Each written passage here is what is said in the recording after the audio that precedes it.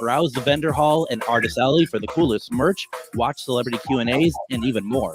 Twin Cities Con is bigger and better than ever before. Come see from Star Wars the Emperor himself, Ian McDermott, along with Anakin Skywalker, Hayden Christensen, John DiMaggio, who is Bender from Futurama, WWE Hall of Fame wrestler Sting, and Sunday only Grant Gustin from The Flash and Glee, plus more guests to be announced. 3 days of action-packed fun is in the heart of Minneapolis at the Minneapolis Convention Center. Tickets start at $40. Kids tickets are just $8 for the entire weekend. VIP tickets also available, including a 3-day weekend pass, plus some really cool VIP perks. Buy your tickets and get more information at TwinCitiesCon.com. This is your Megasbooks magical moment with Liz. Serpentine jade, a symbol of renewal and transformation, can connect you with the rhythms of nature, better enabling you to grow with each season. Many cultures honor the cycles of the seasons as a way to stay in alignment with the earth. By carrying serpentine, you can embrace its gentle energy and embark on a cycle of growth and rejuvenation. Find Megas Books and Herbs at 1848 Central Avenue Northeast in Minneapolis and at megasbooks.com. With your AM 950 weather, I'm Brett Johnson. Look for clear skies tonight with a low around 31, Friday sunny with a high near 47, and Saturday sunny with a high around 55. Craving authentic Szechuan and Mandarin flavors? Visit the Great Wall Restaurant for hot and sour soup, pan-fried dumplings, sesame chicken, and more. Conveniently located near 50th and France. For takeout, call 952-927-4439 or visit greatwallrestaurant.us. Portions of the following program may be pre-recorded. The views expressed and the opinions given by the individual host, guest, random reptoid, or chupacabra may not necessarily reflect those of AM 950 Radio, its affiliates, or its sponsors. Now, it's time to step into the unknown.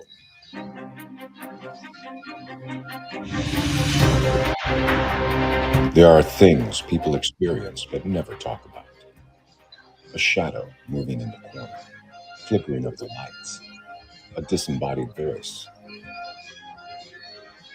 We invite you to talk with us. Share your story, share your experience, because this isn't just your story. This is our story. This is GhostBox Radio with Greg Bakun. And this is GhostBox Radio on AM 950, where every night we talk about the paranormal, ufology, Bigfoot, and so much more. My name is Greg Bakun. Thank you very much for joining us. First of all, everybody, happy Halloween. It's, right? That's better than I thought it was going to be, so I appreciate that very much. We'll work on it throughout the night. I appreciate it. We are live at the 300 Clifton Mansion in downtown Minneapolis, and we have a party atmosphere going on here. There's a lot happening. We're in the carriage house, actually, this beautiful, beautiful, beautiful location. And we're going to talk about it throughout the night. We are going to be on for not one, not two, not three, but 4 hours tonight. We're going to be on for 4 hours, and you all who are here right now, you're trapped. You have to be here all 4 hours. And if it goes well, we're going to do another 4 hours. So just know there's plenty. There's plenty to go through here. First of all, once again, everyone, happy Halloween. Thank you for spending time with us tonight and taking part. First of all, this is also very interactive, my friends. So I just want to say, maybe if you're around, we got some stuff to give away. If you want to share a Halloween experience or a ghost story, you can certainly do so. Speaking of ghost stories, speaking of spooky locations, I want to introduce Adam over in Eden Prairie at the AM 950 studios. And last year when we did it from the Grand Garage, you got kind of the awakening, didn't you, out there?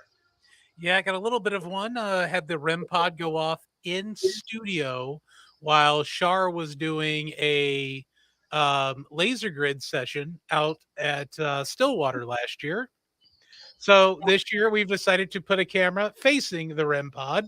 So if by some chance something like that should happen again, you folks will hear that noise. And as you can see, it takes a pin and a reach for me to touch it. So if it goes off, I'm not going to be the one touching it. Also tonight, we do have a very, very charged feeling radio station. Do you? I walked in here today. Brett was here. talked to Brett for a little bit, and as soon as Brett bounced and I started turning off all the lights, it really got charged in here tonight. So I am looking very forward. I also put a digital recorder in the secondary studio and asked anyone if they want to come and talk during this, talking to my recorder, and I'll listen to it tomorrow and see if we have anything next week for the shows that may have come up on it. Well, I mean, huge electricity. I mean, Matt McNeil was in earlier. So, you know, that may be what it's all about. Now, Chuck says that there's a huge echo, and I'm just going to point out there, I did some Marconi stuff over in my end. So, Chuck, let me know if the echo is still there or not. I pressed a button.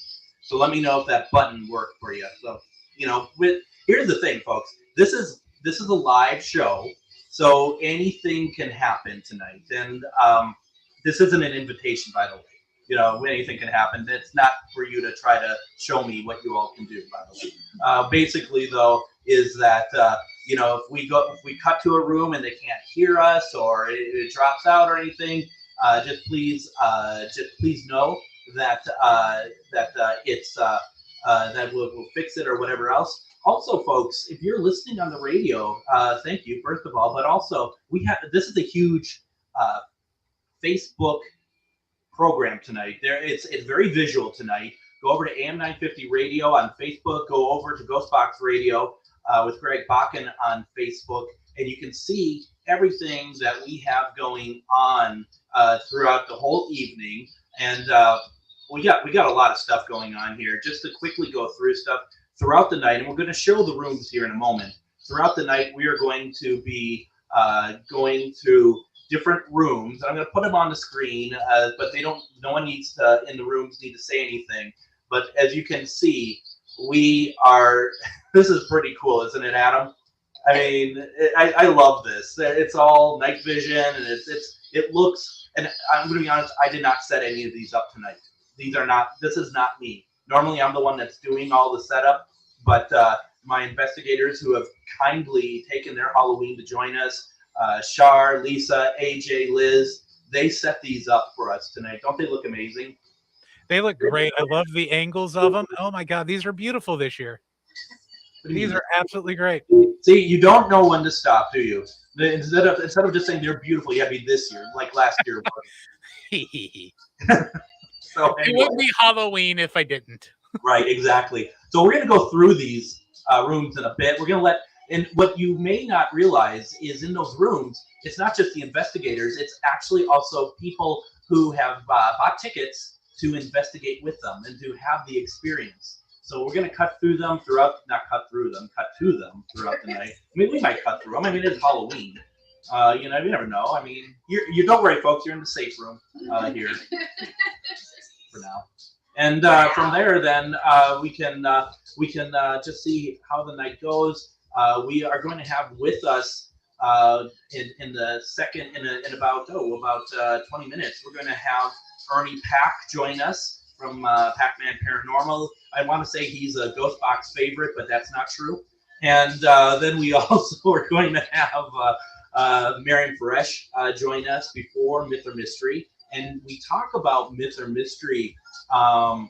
We talk about Myth or Mystery all the time. If you don't ever watch on my Facebook page, I'm going to do a live version of that tonight as well at the 9 o'clock hour, and we're going to give away stuff to everyone here. It's going to be amazing.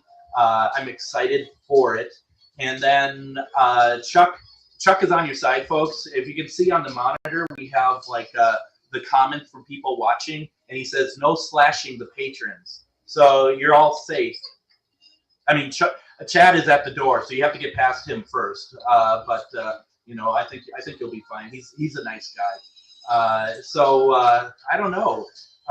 You're not dressed up though, I see, Adam. No, well, technically I did dress up. I'm going as the same thing I've been going as for the last 20 plus years, a poor college student. Yeah, it's working for you. It's good. I like it. Let's see here. Denise Pack says, Denise, who is Ernie's wife, I hope you don't mind me saying that on air, Denise. Denise says that I'm trying to get Ernie to put a shirt on before joining you at 7:30, so that's frightening. So we are going to get some scares tonight, my friends. This is not going to be a night without some horrific moments. So let's see here. Why don't we do this, Adam? Why don't we just kind of take a look? I'm allowing everybody in the rooms to kind of get situated, but I want to kind of show folks at home what we have here. So once again, I'm in the carriage house, and I think we could have the music a little bit louder, quite frankly. Just let's a little bit, right? There we go. Adam will let me know if you can't hear us anymore. But this is a party, and we're having a lot of fun here. And so just so you know, none of you may realize, but you all have a camera on you. And so this is kind of what we're looking at. We got people here, and they're alive, they're living people. And yeah, come on out, say out. And don't forget, folks, come on over and say hi. I have a mic over here. Just don't swear. That's all I'm asking for tonight. I don't have a lot of requests here. Just don't swear at us. So this is in the other side of the carriage house. It is absolutely beautiful. You know, it's so wonderful. And there's a downstairs and an upstairs. The downstairs has a completely different vibe than the main floor. The upstairs is beautiful. There are are there 3 bedrooms upstairs? Yes. Yes, 4? 4 bedrooms upstairs. Wow. So, and there's one on the main floor here. So this place is just absolutely wonderful. And let's see here. Chuck says, I wish I was there. You know, and that's a good point, because they do, it's a bed and breakfast. So you can go over to 300clifton.com and you can book these rooms that we are going to be showing the investigations in. And the first room, and it's no particular order, but we have the Gilded Age penthouse. What floor is that on? 3. That's on the 3rd. So we're going to go down, and you can see we have the night vision going and stuff. It's really cool. And so they're getting themselves situated, but that's what's happening right now. We can go over to the master bedroom. This one is not available because this is the owner's place, but they're allowing us to set up a camera in there. And so once again, this is absolutely beautiful. Beautiful room. Just everything had been, if I'm not mistaken, they'll correct me if I'm wrong, everything had been kind of rebuilt and redecorated back to like 1906. I think that at least some of the rooms are reset to 1906. Moving on from the master bedroom, this is the Clifton Mansion room. Isn't that just stunning, Adam? Oh, that is beautiful. That's on what, the 2nd floor? That's on the 2nd floor, right? Oh my God, that's gorgeous. Yeah. No, this is a absolutely stunning home. And Adam, you were part of our event that took place, I think, just toward the end of September, when we had that fantastic trolley tour ride. And you saw the main floor, and that main floor just blows me away, quite frankly. That main floor, especially that first room when you go in, the front doors, and hang a left. That room, I don't know why, but I just felt insanely comfortable in that room. All right, so here's I thought I saw this too. And so folks who are out here, if you want to watch, make sure you're watching the screen, because Brian here just said, I just saw an orb in the master bedroom. And I thought I saw, and Brian, was it in the upper right-hand corner? Because that's what I saw when I was looking. And I feel like Adam is at a disadvantage because I know where he's at, and it's hard for him to see stuff like as a full room. So that's what I saw. Brian, let me know if you see that as well. And that's kind of what we're going to be doing tonight. While we are talking, like while I have Ernie on, you might not see us, but you're going to see the different rooms that we're in. And you can see the activity. We may not even hear what all the investigators are saying, but we're going to be able to see what's happening in the rooms, because we want to know if we're seeing something that they're not. You saw it. Okay, so Brian says in the master bedroom that he saw an orb over the bed. over the bed. Oh, see, I saw something, and actually I kind of looked at it almost like shadowy up in the right-hand corner. So, yeah, this is, that's interesting. Now, Cynthia says that, hi, Greg, tonight I'm going to try and remote investigate with my necromancer. That sounds amazing. And let us know what's going on. In fact, folks, anybody, okay, anybody. I just want to let you all know, you saw what we're talking about too. Call us. Give Adam a call tonight. If you see something and you want to talk about it, and you can come on the air, Cynthia, you're more than welcome to call in. Let us know if you're getting anything. You can call in 952-946-6205. The number is 952-946-6205. You're more than welcome to not only call in about that, you're welcome to call us regarding what's your favorite Halloween memory. For example, my whole life, from the time I was super young, itty bitty little, to which was about a year ago, till like maybe in my teens, my mom every Halloween would bring home KFC. Back in those days, known as Kentucky Fried Chicken. For those who don't know, because I don't know if you know that. Okay, so I just want to make sure. So that's a memory, and I tried to keep that alive for a number of years, just on my own. It's just not the same. But if you have a memory that you want to share, just let me know and call in, put it in the comments. That's what it's all about. We're just gonna have some fun here tonight, and bring on some folks, do some investigating, do our panel show. I think that it's going to be a super fun night. Adam, do you have like a memory that just is like sticks with you from like being young or since you started a family? Actually, probably my biggest memory is actually the question of the week too that I also posted. The same year I was Gizmo, or the Mogwai from Gremlins. Yeah. That was like the 1 year my mom took me out. She had a bunch of her friends and their kids, and there was probably like a group of like 6 adults and 8 kids, and we just ran the neighborhood grabbing candy left and right. Easily my favorite Halloween ever as a child. And then after becoming a father, it's been every year of the years I've been able to hang out with my daughter Morgan and her costumes every year. It was I think for the first 8 years of her life, it was a different style of fairy that she would go as. So, those are the cherished ones for me. I know that it's still fun to always dress up. That never changes. But for me, I firmly believe that Halloween is for families, for children, and I love seeing like really, really little ones running around as like a butterfly or a fairy or whatever else. I think those are just wonderful moments to do that.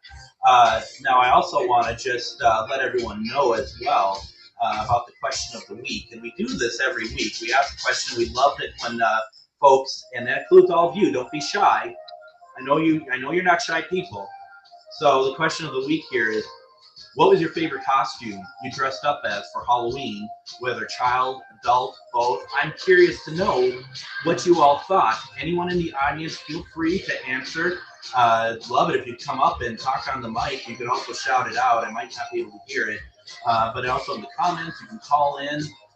And honestly, Adam, I wasn't paying close enough attention to the fact that when you talked about being Gizmo, I actually thought you said last year. I thought you wrote last year. Well, I could have said last year because I didn't have a camera on me last year. I could have said I was a Mogwai and no one would have known. I don't know. I always think of you as kind of a Wookiee, though, to be perfectly honest. I could do a Wookiee. I could definitely pull off a Wookiee. Yeah, I'm thinking like you're not tall enough, but we're not going to shame you for that. So, but yeah, I think that could work very well. So let me actually. Do you want to hear what people thought for their favorite Halloween costume? Oh, absolutely. Why don't we do that? And so on Facebook, I pointed out, like I posted about it, and I used one of those pictures from the let's see if I can pull it up here, from like the 80s of how people were dressed. Remember the costumes? Did anyone have to dress? See if it comes up there. Anyone have to dress like that in those vinyl masks that are absolutely like suffocating? It's absolutely suffocating. But man, those were the days. Did you have to wear those, Adam? Oh yeah, the old Ben Cooper costumes. Yeah, absolutely. Is that what they're called, Ben Cooper costumes? Yeah, he was the one who designed the original ones. They're the ones with the plastic mask with the little hole in the mouth that you kept trying to stick your tongue through, no matter what age you were. It is true, right? I can do it. I know I can do it. Ah, I caught myself. Yeah. It's so maddening. Actually, I still have one of those, still in box, but it's the Adam West Batman 1966. I believe it was produced in 1973. I found one in box years ago at a antique store, and it's still sitting in box on my wall. Is that your retirement? No, nobody wants Adam West stuff other than me. Okay, here's a memory for me back in when I think it was like second grade or something. Most of my Halloween costumes were the I guess the Ben Cooper variety. But one year, my mom was a pretty good. She would sew very well. She decided that because I was really big into the Muppets, and she's like, I'm going to make a costume of Fozzie Bear. Like it was like this thing was like a production. This thing wasn't like, oh, like a nice little like white mask and just like, maybe, I don't know, just like a shirt or something in the color of Fozzie Bear. This thing was heavy material, and I swear it was like a paper mache head that you put on over you, and this thing was evil.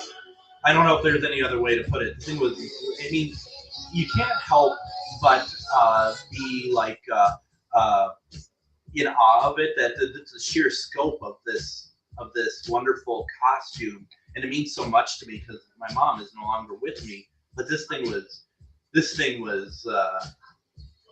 bad. This thing was like 30 pounds or something. It was and I had to dress up at school, and it was Catholic school. Had to dress up, and it was this thing. I mean, I still remember feeling the pain of, and then taking it off, feeling good, and then putting it back on because we had to go out trick-or-treating that night. That would have been a great night. It would have been great to wear that in '91 during the big blizzard. That's for sure.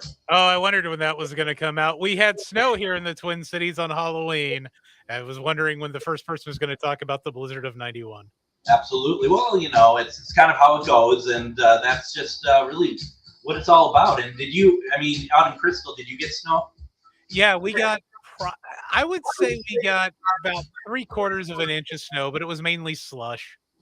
Yeah, we got mainly slush, but it was still unwanted, unwarranted, not necessary, right? Yeah. It's fine. Snow to me is fine, like December 21st through December 31st, then it just needs to go away. Right, we're just done then. Absolutely. Yeah, that's the way I feel. Now, Violet says, my mom always made my sister and my costumes, but we loved it when we get the old Ben Cooper. Does everyone know these are called Ben Cooper costumes except me? Honestly, I've never heard that until today. Now everyone's just throwing it around like, hey, I'm wearing my Ben Cooper costume right now. If there was a Ben Cooper Doctor Who outfit when you were a kid, you would have known who Ben Cooper was. Nobody talked about Doctor Who in the 80s. It was now everyone's all excited about it, but back in the 80s, nobody wanted to do it. Just so you know, and Lisa is letting me know, and I'm not going to put the audio on quite yet. Where is she? Let's see. What's the Broad Street room? Why are we not calling the rooms the same thing as what's on here? Where is she at? Is this where she's at? No, I don't think that's her. Is this where she's at? She said that they're getting a lot of voices. Nope, that's where Char's at.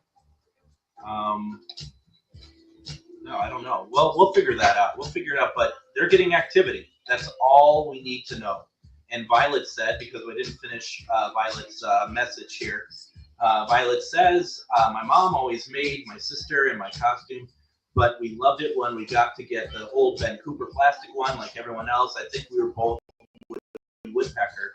There is something to be said that if, now I think a homemade costume would be amazing, but back then everyone wanted well, my friend has the Ben Cooper costume, so why can't I?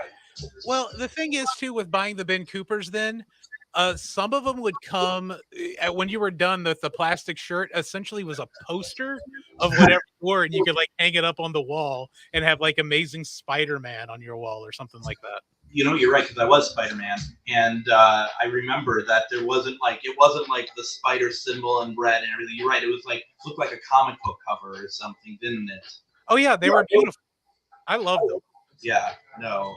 So it's so they are in they're in the Gilded Age penthouse. Okay, there's Lisa. So they're getting voices right now.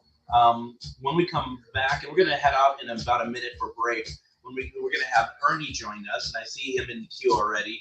And then we might go and see what's going on and just kind of eavesdrop a little bit on what they're doing.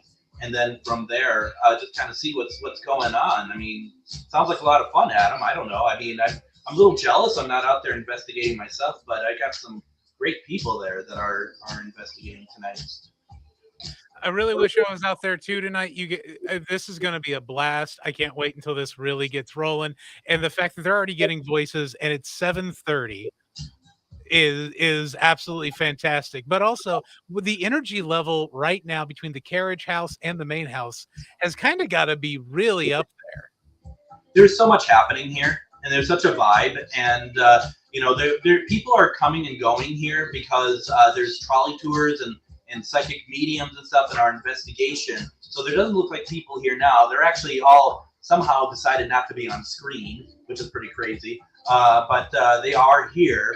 But we have so much going on that it's just a lot happening. So let's do this. Let's take our first break. When we come back, we're going to bring on Ernie Pack from Pac-Man Paranormal, Fort Duffield. We're going to have a conversation with him. We're going to check in on the rooms. There's a lot going on here. You're listening to GhostBox Radio on AM 950. Are you one of thousands of individuals who know you have psychic abilities but don't know how to tap into your higher self? Refined Divine is an extremely gifted psychic medium who offers classes that can help you reach your goals. Refined Divine holds classes Monday and Thursday at our 2 locations and via Zoom. Classes consist of manifestation, learning psychic abilities, shadow work, and healing trauma. Refined Divine has helped thousands, and she can help you. This is Psychic Medium Deb. You can go to refinedivinepsychic.com. Twin Cities Con returns to the Minneapolis Convention Center for the 4th year, November 8th through 10th. Twin Cities Con is a celebration of comics, toys, TV, film, art, cosplay, games, and all things nerdy. There is nothing like Twin Cities Con. It's also a family-friendly event where you can meet your favorite celebrities, browse the vendor hall and artist alley for the coolest merch, watch celebrity Q&As, and even more. Twin Cities Con is bigger and better than ever before. Come see from Star Wars the Emperor himself, Ian McDiarmid, along with Anakin Skywalker, Hayden Christensen, John DiMaggio, who is Bender from Futurama, WWE Hall of Fame wrestler Sting, and Sunday only Grant Gustin from The Flash and Glee, plus more guests to be announced. 3 days of action-packed fun is in the heart of Minneapolis at the Minneapolis Convention Center. Tickets start at $40. Kids tickets are just $8 for the entire weekend. VIP tickets also available, including a 3-day weekend pass, plus some really cool VIP perks. Buy your tickets and get more information at TwinCitiesCon.com. Reach your highest level of consciousness and well-being with MetamorphosisConnections.com. MetamorphosisConnections.com is an online directory of the best holistic and metaphysical practitioners to help you make your most informed choices. You can search MetamorphosisConnections.com for classes, events, wellness and life coaches, plus metaphysical products and shops. You can also search for a wide array of healers from all modalities, including EFT, sound healing, energy healing, light therapy, ancestral healing, shamanic healing, reflexology, past life regressions, hypnotherapy, yoga, and more. And if you're not sure where to start, the search feature on metamorphosisconnections.com is tailored to help both those who know what they are looking for and those who are just starting. Come explore the possibilities for your higher self by visiting metamorphosisconnections.com. Their experienced practitioners can guide both beginners and those that are already on their spiritual journey. That's metamorphosisconnection.com, your link to direct you on your spiritual transformation. Greg Bakun here. I've told you about the out-of-the-world roast beef sandwiches at Maverick's Real Roast Beef, but I haven't told you about their Philly steak sandwiches, turkey, bacon, avocado sandwich, BLT, crispy chicken, fish sandwiches, brisket, or pulled pork. Okay, you get the idea. They make a lot of delicious food to the same standard as their famous roast beef sandwiches, and now I'm starving. I'm going to go to Maverick's Real Roast Beef off Lexington and Roseville, and you need to go too. Check out their menu at mavericksbeef.com.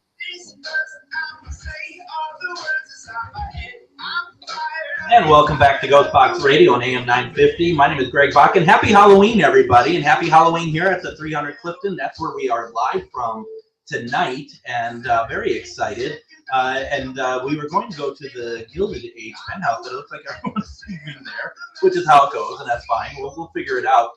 I also want to say real fast, I want to give a special thanks. Every Friday, I do my show. I replay a show on URL Radio, and they were kind enough to allow us to broadcast this live event on URL Radio on Facebook. So please go over to URL Radio on Facebook. They're out of Bismarck. They do a lot of other programming. It's not just paranormal by any shot. And we are very blessed to be partners with them. My show runs on their Fridays at noon, and we are just really happy. And thank you for allowing us to run with you all tonight. I really appreciate that a great deal. Adam, we're working our way through Halloween, aren't we? We're getting there. We're only a half hour, a little bit more than that, into this 4-hour live, and I see the man, the myth, and the legend himself has joined us. Oh, thanks for jumping ahead of me again, Adam. Appreciate that. We got on with us Mr. Ernie Pack. How are you doing? Doing well. How are you guys? Good. Well, first of all, happy Halloween. It's good to see you. Happy Halloween to you. You've had a very busy month, and first of all, we always like to joke and kind of get each other, but you've had a great month, a lot of stuff going on. How are you holding up? And first of all, thank you so much for taking the time joining us tonight, because I know you've had so much going on. Yeah, it's been a busy month. This is a busy time of year for anybody involved in the paranormal. Yeah. We've had events, we've had Paracons, a Bigfoot convention, and then we had the Supernatural Soiree this past weekend up in New Jersey. We've done a lot of traveling, and it's all behind us now. We're done. We're done for the year, and we're going to take a little break and relax and catch up on things. Oh, I know. It's a lot of stuff, and trying to get it together, but this is what we signed up for, isn't it? Yeah, I guess so. I guess. Now, folks who may not know who Ernie is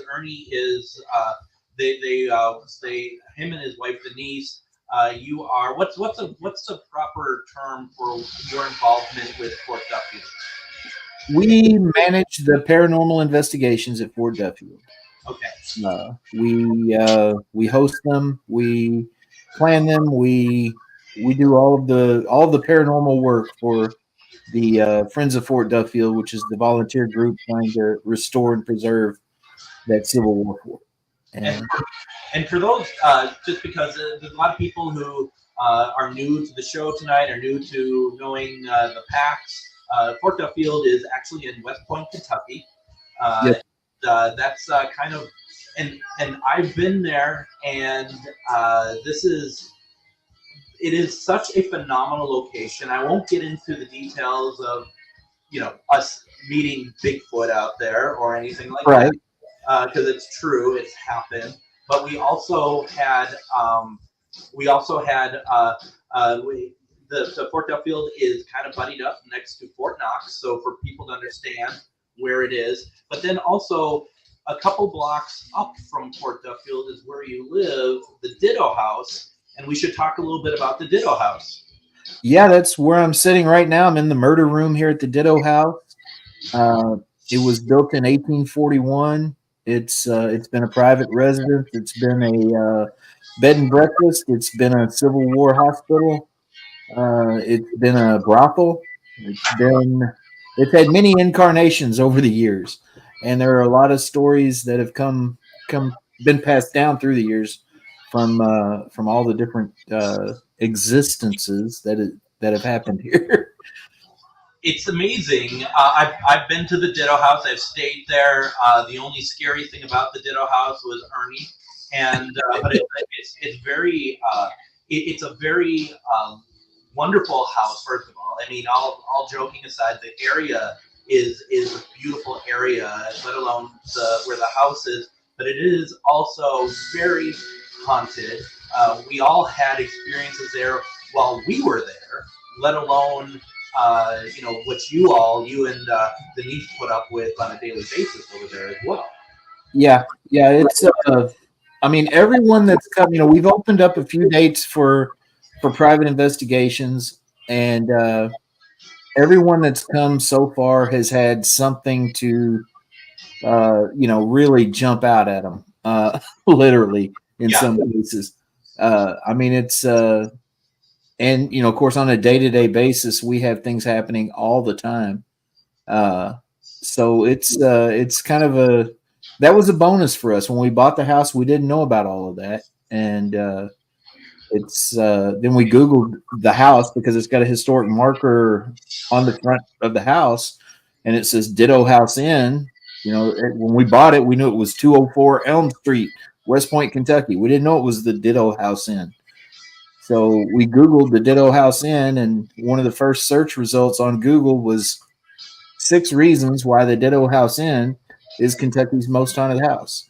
Wow. And we were like, bonus. So it's worked out good for us, though. I mean, we're really enjoying it. I mean, there's nothing bad here. We've got Civil War spirits. We've got children's spirits. We've got some ladies and some women that might not have been ladies, among other things here. Okay, and there's a lot of.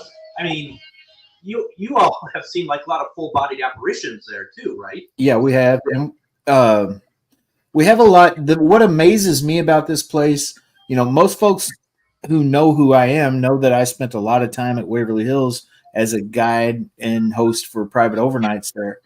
And that's an incredibly active place. But something that happens here that I didn't experience nearly that much at Waverly was the physical manipulation of things, objects moving, doors opening and closing, and things disappearing from one location and reappearing to another location, what we call a porting. Yeah. And that kind of thing happens around here a lot. And it's amazing to me. I mean, even as someone who's been in the business 30 years, or close to it, I mean, I'm always amazed when I see something happening. We got a chair downstairs, a rocking chair downstairs that we've got facing toward the fireplace. And apparently the spirits here want it to be facing toward the couch because every couple of days that chair will be turned toward the couch when no one's been in the room. Right. Well, and so Chris here in the comments says Civil War seems to haunt the entire East Coast and Southern states. So much death and trauma, but I would also say that it comes up. I mean, it's obviously in Kentucky. There's even up in Minnesota. We have places like Fort Knox. Fort Knox. We don't have Fort Knox up in Minnesota. We have Fort Snelling, and we have I've investigated a hospital that's now a house, kind of like your situation. That was in some form active during the Civil War. So I mean, the breadth of stretch that the Civil War hauntings have taken is quite amazing, honestly, because it goes into the Dakotas. Yeah, it's, and I mean, we could get into my whole theory on us being in a sweet spot right now to experience Civil War spirits. It gets much deeper, but But yeah, I think that the death and trauma and all just the emotion, because you've heard it said thousands of times. You had brother against brother and things of that nature going on. Absolutely, no, absolutely, and it's. I mean, you're kind of in a unique position to kind of see what as far as the Civil War hauntings go. Of the fact that Fort Duffield, and I think it needs to be explained to those who want to know, Fort Duffield is an earthen fort. It's not a brick and mortar fort. And much of those walls are still there. They're not as tall as they once were back during the Civil War, but they're about they started at like 17 feet or something, and now down to about 12 or so. Yeah, they're probably 12, 13 foot tall now. Of course, the erosion over time is taking its toll on them. And, that's part of what we're doing with the paranormal stuff, is trying to raise funds to hopefully restore at least a portion of the wall as it was originally. But it was, like you say, around 17 to 19 foot tall, earthen fort with, it had a wooden wall on one side with dirt piled against the other side. The inside was the wood. And, of course, over time, the wood is rotted away and the walls started to kind of melt down, if you will. But, it says over here in the comments, I mean, we've got everything up there. We've got spirits. We've got Bigfoot. We've got fairies, and UFO activity. And Stacy from URL Radio says, I can't even imagine the amount of residual energy. And I'm sure. And I think like that night that we were there, we smelled that old time candy. I mean, to me, that feels like that's a residual piece as well. We've had things like you smell gunpowder. We've had the full. Every sense that we possess has been touched up there. Sight, sound, smell, taste, everything. You pick it all up. Now, I just want to quickly remind everyone, we are live at the 300 Clifton, and people who are in this carriage house with us, you do not have to be quiet. We want to hear you be excited. If you have anything that you want to share with us, if you want to come up, talk about your Halloween experiences, by no means, this is not meant for you all just to be quiet and just have your conversations. I mean, first of all, it's only Ernie talking, so, no real loss. Yeah, you can see you're just like, it's just me. Talk over me. Greg does it all the time. It's no big deal. Easy to do. It takes about an hour for a sentence to come out. So yeah, anyone coming in here, you don't need to be quiet. You can enjoy yourself, or you can listen. You can come up if you have some paranormal stuff you want to share, or whatever else, or if you have a question for Ernie, for that matter. I mean, there's so much here. Now, Ernie, would you mind if we go, and you can stay with us, obviously, when we go check out the Gilded Cage penthouse, see if they can hear us or not. I'm not sure if they'll be able to hear us, but absolutely. Kind of see what's going on there. I'm just going to turn off a couple windows here and see if they can hear us. Are you okay with how they turned the house into a B&B?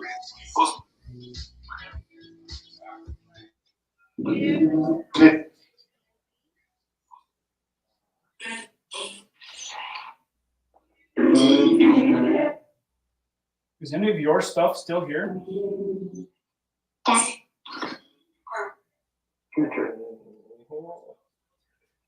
Yeah, that K2 is going off. Hello, Greg. Oh, crap. This is what happens when you. So I just saw something fly in the corner, right above you, Lisa. I just saw something above you.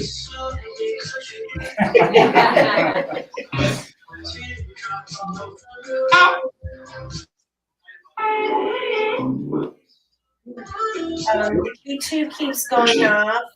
What are you all doing in there? What else do you have in there right now?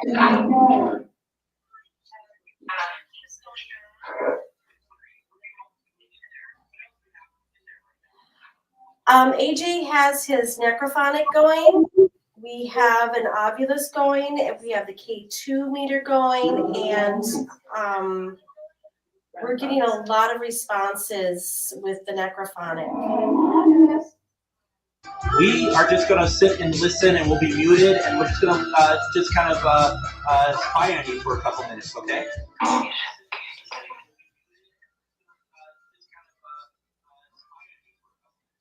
Okay.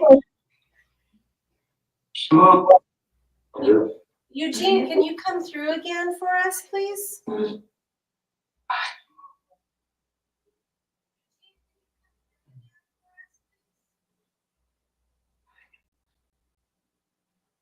Who's still up here?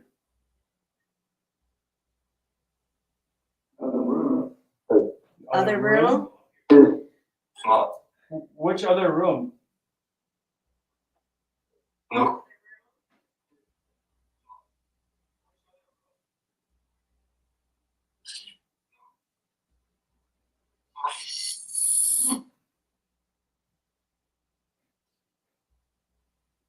Are the little children still here?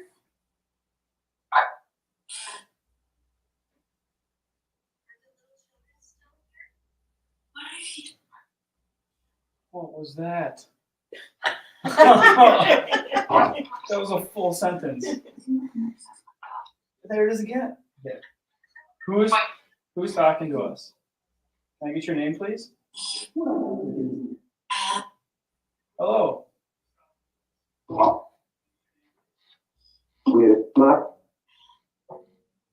Is this your room?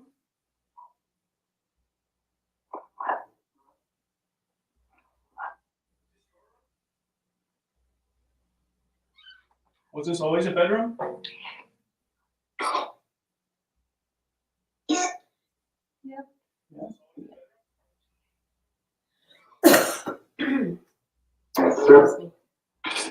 What color is the blanket on the bed right now?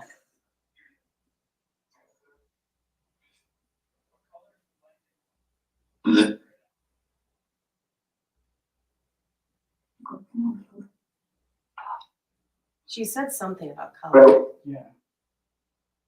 Well, I'm recording it all, so I'll have to listen back to it.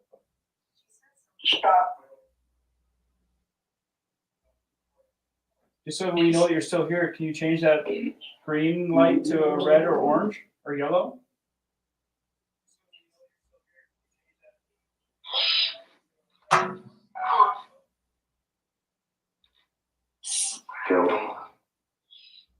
Who's knocking over here?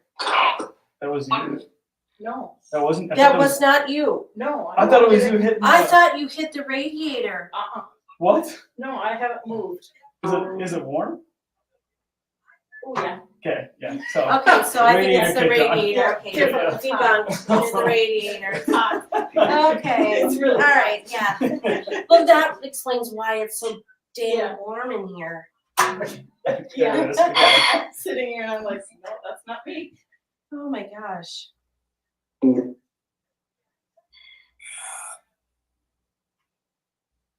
What other room should we go into?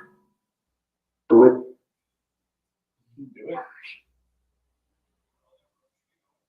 Okay, do it.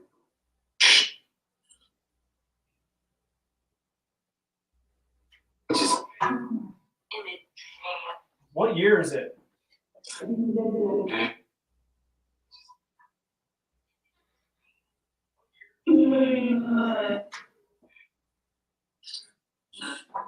What's your favorite holiday?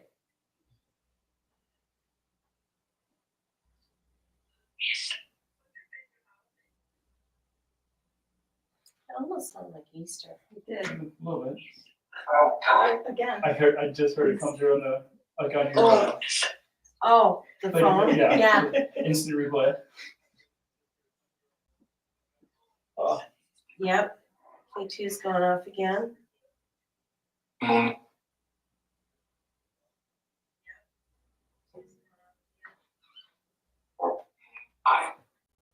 Did you hide Easter eggs?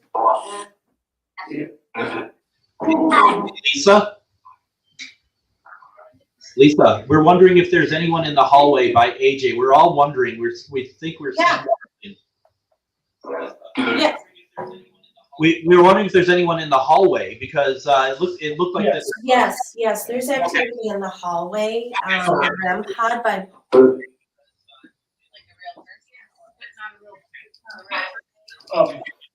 There's a person in the hallway. We are split up a little bit. We are Greg, split up a so little bit. people are There out are in the some hallway. people in the hallway. It's not safe. It's not. Those are real people. They're alive. Thank you. We have a grid set up in the hallway. We're gonna and then we're seeing, you guys see a lot of like dust or something in the room?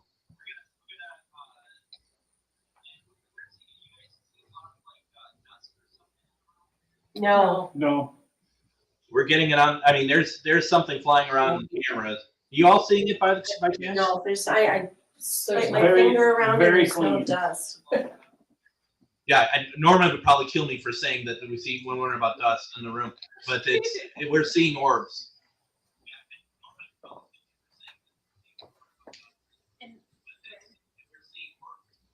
There's a lot of, I mean, I can feel that there's a lot of people. Okay. At one point, we had 7. Another one just went down. Went down the bedposts. It went straight down. Yeah. Yeah. I'm going to ask our audience here. Anyone have any questions for our investigators in the mansion?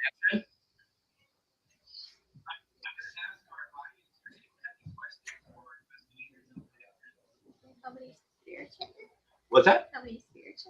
Do you have any idea how many spirits are in the room with you?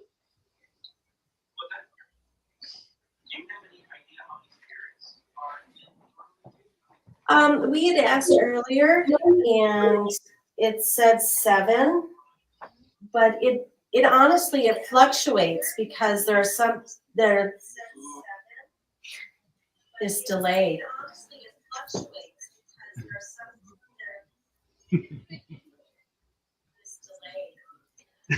There are some that they come and go. They come and go. We've had kids in here.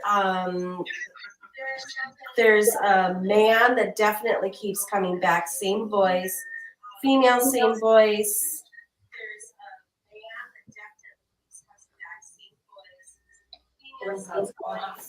Bernie, do you have any questions? There's a lot of activity.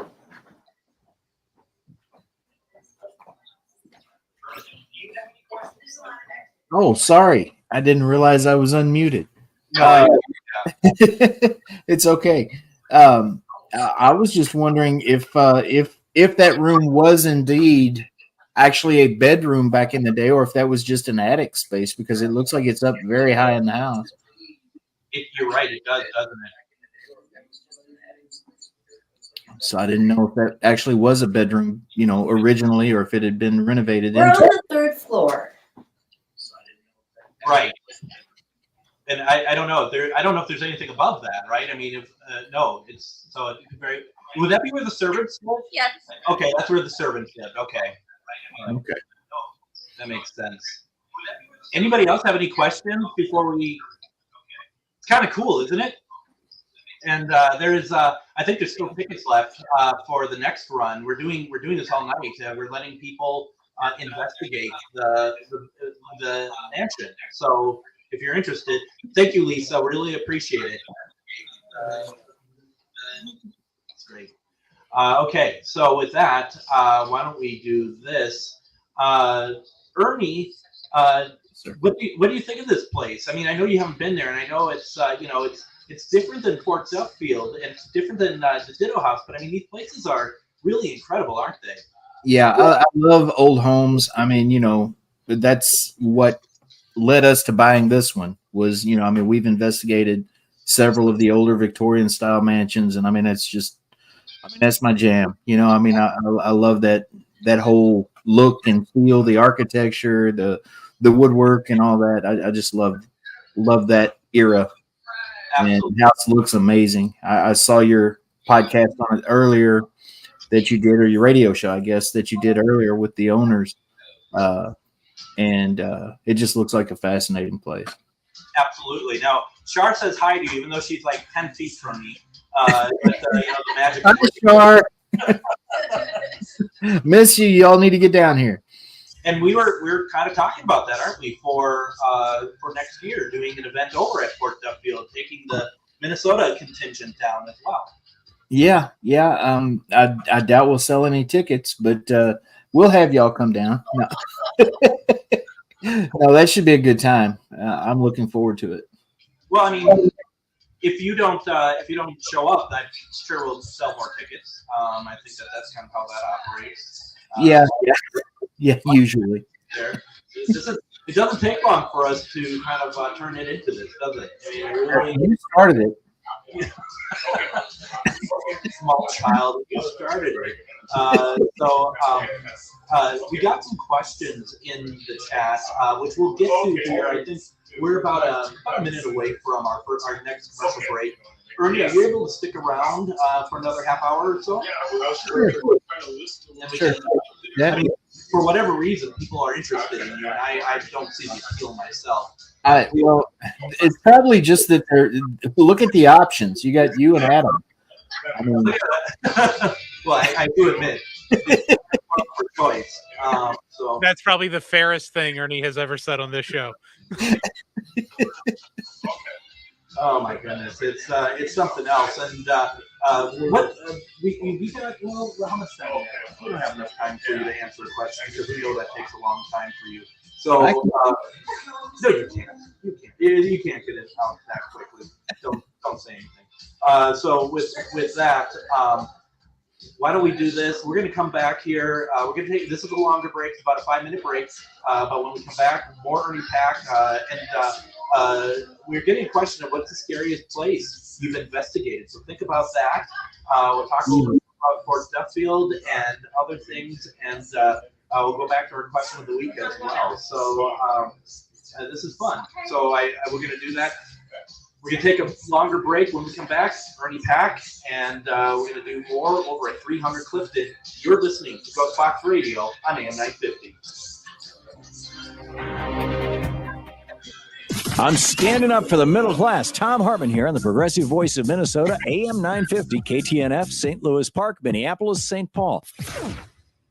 Worker says that its members will vote Monday on the latest proposal from Boeing. The union says Boeing is now offering general wage increases of 38% over 4 years, up from 35% in an offer that was rejected last week. The 7-week-old strike has shut down production of most Boeing airline planes. The union originally demanded 40% in raises over 3 years and restoration of traditional pensions, but Boeing has not budged on the pension issue. I'm Lisa Dwyer. Meantime, Norman Hall reports the Pentagon's audited Boeing contracts. According to the Pentagon's Inspector General, Boeing overcharged the Air Force nearly $1 million for spare parts on C-17 cargo planes, including an 8,000% markup for simple lavatory soap dispensers. The Defense Department's auditor reviewed prices paid for 46 spare parts for the C-17 and found that at least 12 were overpriced.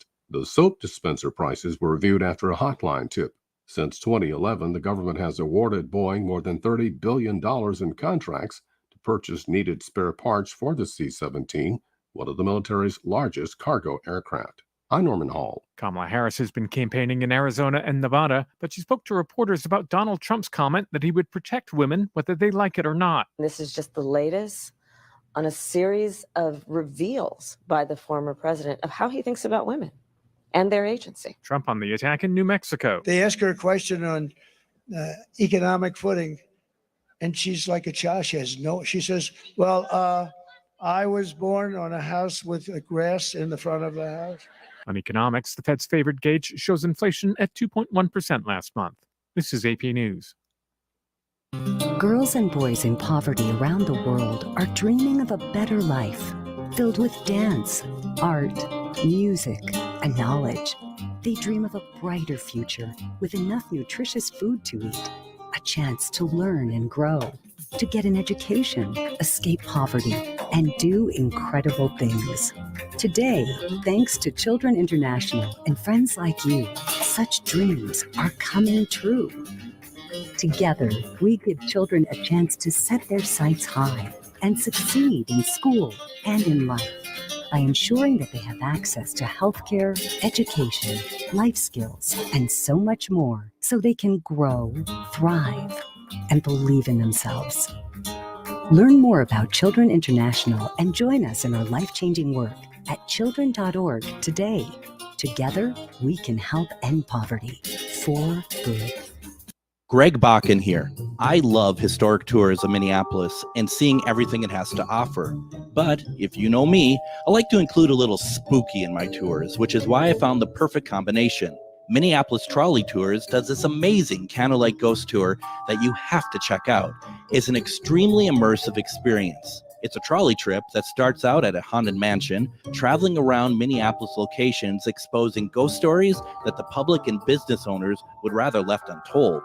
Then a tour of the aforementioned haunted mansion where ghosts of past residents from the 1800s reside, plus a lot of surprises to discover. Next, experience Gertrude's After Hours. Did I mention Gertrude is the mansion's most famous ghost? Maybe she'll show up. And you finish up the tour at Gertrude's Lounge in the haunted basement of the mansion with refreshments and Q&A. The trolleys are climate controlled and the mansion is restored to perfection. Check out MinneapolisTrolleyTours.com for more information. Lilliput at Coon Rapids dares you to take part in their Haunted Mansion escape room.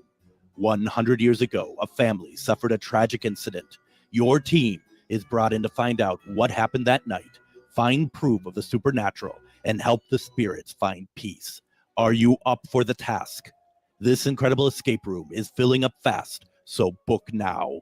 Also, a perfect outing for work team building. Go to lilliput.net now to book your experience today. With your AM 950 weather, I'm Brett Johnson. Look for clear skies tonight with a low around 31, Friday sunny with a high near 47, and Saturday sunny with a high around 55.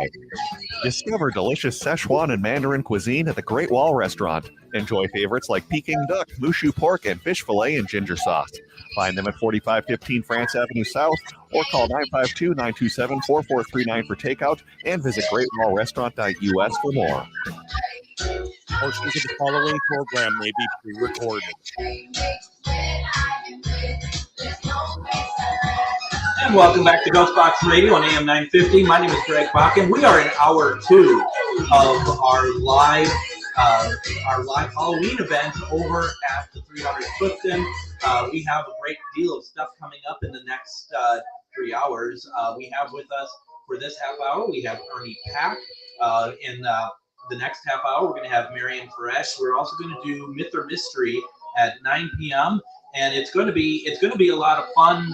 And I think that there's a lot of good stuff coming up here. And we're just in fact getting a group back from the trolley tour right now. And I just want to say hi, everybody. You going downstairs? See the kind of authority I have here. They can't even see me. Hello. I guess I'm dressed as Ernie Pack for Halloween. You'd have a crowd around you if that were true. I don't think so. So anyway, so first of all, thank you for not using a mic tonight. God forbid if we tried to be professional here, but I never use a mic. What are you talking about? Yeah, I know. So anyway, The mic right here, dude. At least we don't have the Coke can constantly this time around in the rocking chair. Yeah, I don't know. It's Halloween. Can we see the door in the back open up? It'd be nice. I mean, it's right there. We'll see what happens. Who knows? I mean, it's not going to be on Myth or Mystery tonight, but it will be on at some point. One of these days. Denise and Ernie had some pretty interesting stuff. I mean, you always have interesting stuff there happening, but on camera, the door behind you, it's the far door, right? The door. Here, I'm gonna. We're in the corner. Yeah, I can walk over there, but it's that one. Yeah, that one, and it opens by itself slowly. Yes, and it has a bolt latch on it. And the door is out of balance. I mean, that has to be latched or it swings open on its own. So, something had to unlatch it for it to come open like that. And, it's latched closed right now. So. And it was latched closed the night it happened. Absolutely. Yes. Wow, that's incredible. So we have, once again, folks, we're over at the 300 Clifton Mansion in downtown Minneapolis, over by Lawrence Park.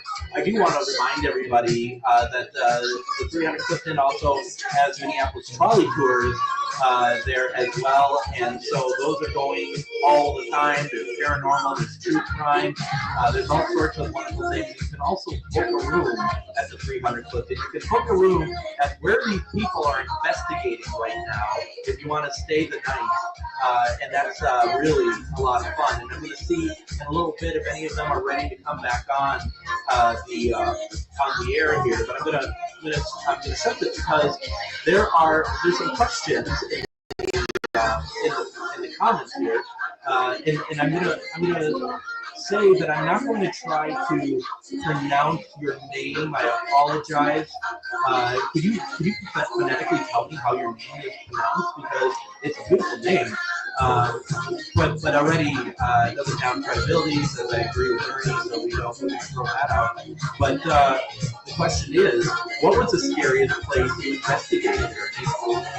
Well, I'll say this. I mean, the paranormal is typically not scary to me at all.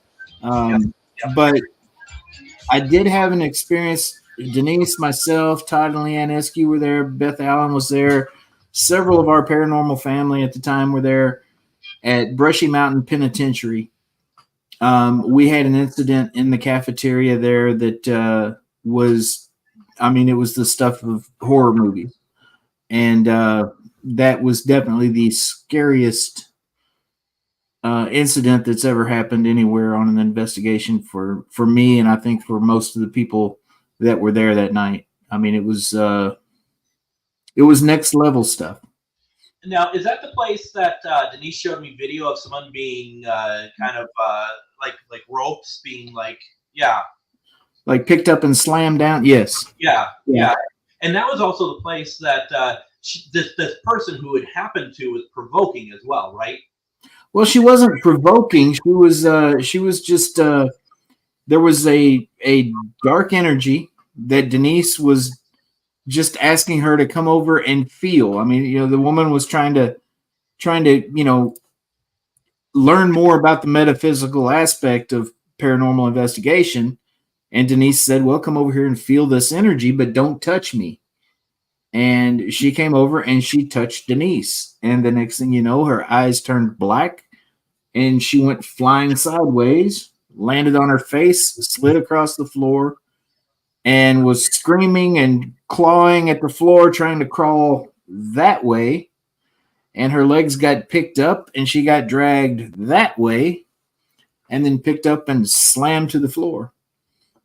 So when we were out there, Denise was telling this experience, and I have to admit, I was kind of like, you know, I who knows? I mean, that sounds like a bit much. And then Denise is like, and do you want to see the video of it? Right. And then that was like, she showed us the video, and it's the video of this person being picked up and slammed by basically by their ankles, right? I mean, it was. It's definitely was something that that was a lot. Now, Annie asked the question, which I think is a good question, a good follow-up question, is what do you do in those scary situations when someone is touched or thrown like that? Well, I mean, and I've not had any classes on this. Denise has not had any classes on this. Todd and Leanne, Beth, none of us have taken classes on how to deal with that. It's just something that we do. And what we will do is get them out of that room, get them outside, get them on the ground, you know, on the grass, and then ground them in whatever their faith is. If they're Christian and they believe in prayer, then we pray with them. If they're pagan and they want to do a pagan ritualistic type thing, we do that. Whatever their faith system is, get them grounded. And I mean, we use crystals and medallions, you know, Saint Michael, whatever, rosary, whatever it takes, and just get them grounded. Do some breathing exercises with them to get them to calm down. because when something like that happens, I mean, people, it's like it's an instant panic attack, and they can't catch their breath. They're, it's understandable. So there's a whole lot to it. And there's not any one answer to that because, like I say, it depends on what type of attachment or, Rich said over in the comments, possession. I don't know that it's full on possession, but it was definitely a major attachment that affected that lady a great deal. And we've seen a lot of those kinds of things, but nothing to that extreme before. No, and that's a lot. And I really appreciate the fact that you're like, too, it's like that you're working within the confines of their faith. You're not trying to do anything that takes it away from anywhere else, any other faith or anything like that. And I think that's very important. And you might think, well, that's a no-brainer, but it isn't always.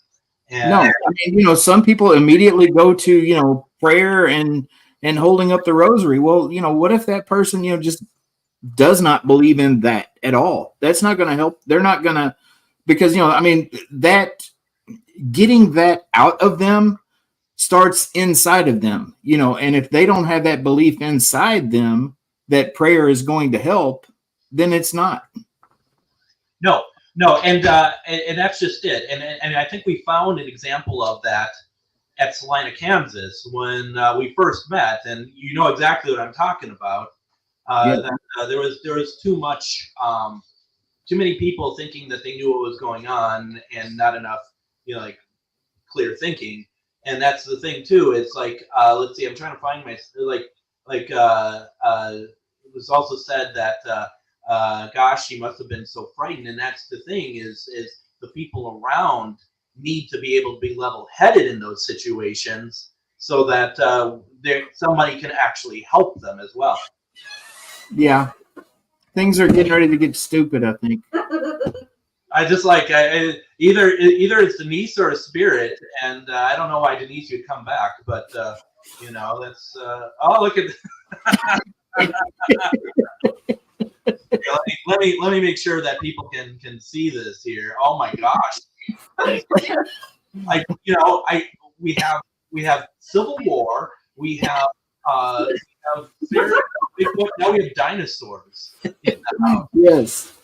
The Ditto House is truly amazing. We've got everything here, folks. I mean, there's the history here goes way back. At least 65 million years from that. Exactly. Yes. I mean, back to the days of the T-Rex. Well, and that's just it. I think that this might be the dinosaur that built the Ditto House, and it survived the asteroid. So did the dinosaur. Yeah, exactly. Now, is that named Smokey the dinosaur, or? Let's not get into that. Let's not get into Smokey. We were talking about serious stuff. Yeah, I know. I could see that. Yeah, very serious over there at the Ditto House today. So, that was awesome. If I would have ever had the Jurassic Park theme to play, now would have been the time. That would have been a perfect time for it. Exactly. Yeah, but you didn't, so you're fired. Well, in that case,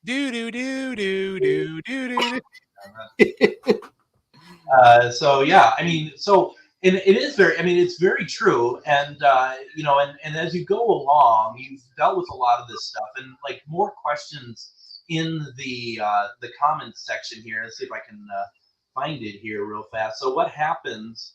I don't know if I want to ask that one. There was another one about hitchhiker spirits, and I'm trying to see if I can find here real fast, because that's something that you, myself, Shar, all of us have to deal with when we go out on these locations, is making sure that that we don't have anyone joining us that unwanted in the situation here. Right, and I mean, it might sound corny to people who don't do a lot of this, and they just hear us saying these kinds of things, but you've got to set the boundaries. You make the rules going in, and as you're leaving, you reinforce those rules. Hold on a second. Kermit the Frog, you got to come over here. Nope. You got to come over here. Nope. Someone get Kermit the Frog over here. There's a camera right here. You need to be on camera. Come on. There's a T-shirt in it for you. All right, ladies and gentlemen, the Ditto House had a dinosaur. Nope, right in front, right here. You can't see it. Oh, it's right here. Okay, no, for goodness sake. No, because it's stuff. And everybody from the show who's supposed to help me is there. We go. There's Kermit the Frog. Nice. That is fantastic. Looking dapper, Kermit. That is amazing. I like to wear my sunglasses in my mouth too. So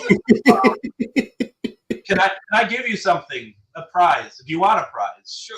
All right. How about, because we're doing a show called Myth or Mystery. We're doing that at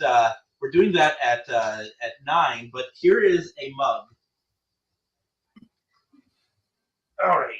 So I'd like to give you this. Thank you. Thank you very much. That is fantastic. And so come on over here. You got to come over because you're a duo over here now. And so would you like a mug as well? Yes, please. All right, here we go. And please show off your mugs for the camera. Thank you. Thank you very much. Those are fantastic. Really, I love those. That's great. Thank you so much. You guys are great. Thank That you. is fantastic. I love that. That's good. All right. You have dinosaurs. We have Kermit and Miss Piggy. What can you say? You win. But it's not a competition. I know you like to think everything's a competition. Well, I was getting ready to break out my Bob Ross wig and beard. Oh my gosh! As you can see, I went all out myself tonight. So that's yeah. That's, just as you did. So Hey, I wore the new Pac-Man Paranormal shirt. That's right. We'll show it off. This is the front. There, right there. Got the ghost and the squatch. And then the back. Looks like that. I saw a crack, and I didn't really look at that at all. Oh gosh! But at least he put hands on it. Denise had the comments. That's a shame. That's a shame that this is what this show turned into. You did that. I was just. God, sweet baby. I wasn't Jesus. going there. Turn around. What? I'm sorry, y'all. I'm not in here to supervise. Turn around. We're getting there, folks. You gotta turn around more. My God. Stand up. We're on a freaking. Stand up. Folks are married. This is why this explains what's happening right now. This is professional entertainment. There we go. Here we go. I really do like the back of that. That is really we're doing. At least they didn't see your crack that time. Who knew that? Who knew that me asking to show off a T-shirt would take 15 minutes? Truly amazing, and even for you, that's a long time. Now that was designed by Rob, right? Designed by Rob. Yep. Rob Stackowicz of Get Haunted. Designs and makes some great merch. That is fantastic. And so you can, if anyone wants to get that and to see what it looks like, not on you but on them, how would they go about and get a shirt like that? Well, as of right now, you just have to reach out to me, Ernie Pack, just like on the screen if you're watching, or go through Pac-Man Paranormal on Facebook, and we'll get it to you. We're getting our store set up at extremeticketing.com, but it's not ready to go yet. No. Okay. That's cool. It's a beautiful shirt, and it makes me want to show off. We're getting our shirts together as well for GhostBox Radio, and this is just one of them. It's Sasquatch, and underneath it says "Count to 10 and come find me." So I like it. They're fun. They're fun shirts, and we're gonna have those available at some point too. And then you, by the way, you cleared this room. Do you see? Apart from the DJ, there is nobody else in here. Good. Now I can actually hear you, Greg. Well, the thing is, it's just more of that. They weren't expecting to see that. It was fun. We showed Kermit and Miss Piggy, and then some kind of monster was on screen, and just like a vertical smile. And man, that's what a way to ruin Halloween.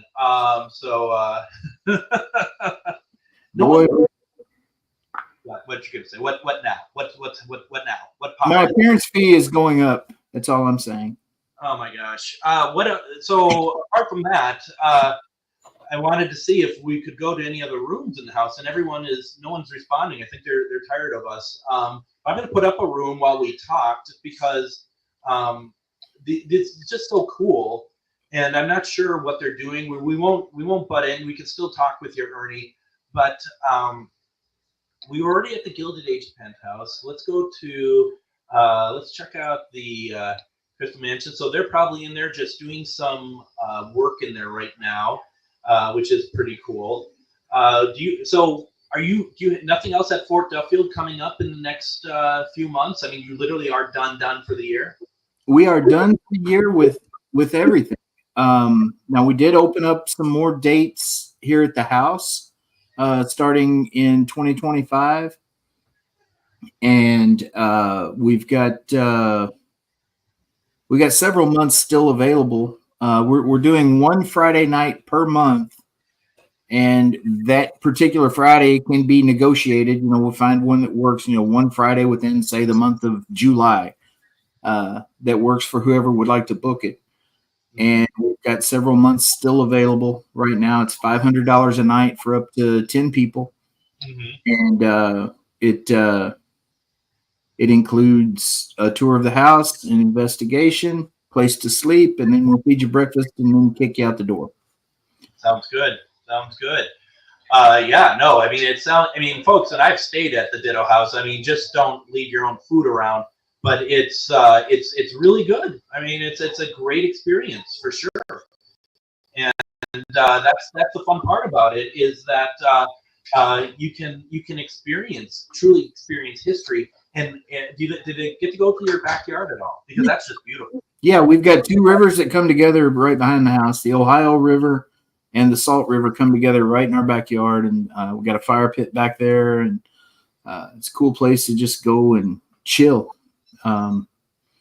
Just see That's what we did, and that's exactly what we're out there. Is we just set up lawn chairs and we just hung out there until then. And Patrick says that they just booked it and they're so excited. Yeah. Patrick just booked it this morning, actually, and we met him up at the haunted Rock Island Roadhouse, which you stood us up on, and we hit it off really well and talked to him for quite a while up there, and he told us he was going to book the house, and by golly, he did. That's good. I mean, that's the thing too, is we're wrapping up this half hour with Ernie, and that's the thing too about it, is whether it's in Minnesota or in Kentucky, that these local places, you're not a big business owning, and you don't own it, you're managing. You own the Ditto House, but you're managing Fort Duffield.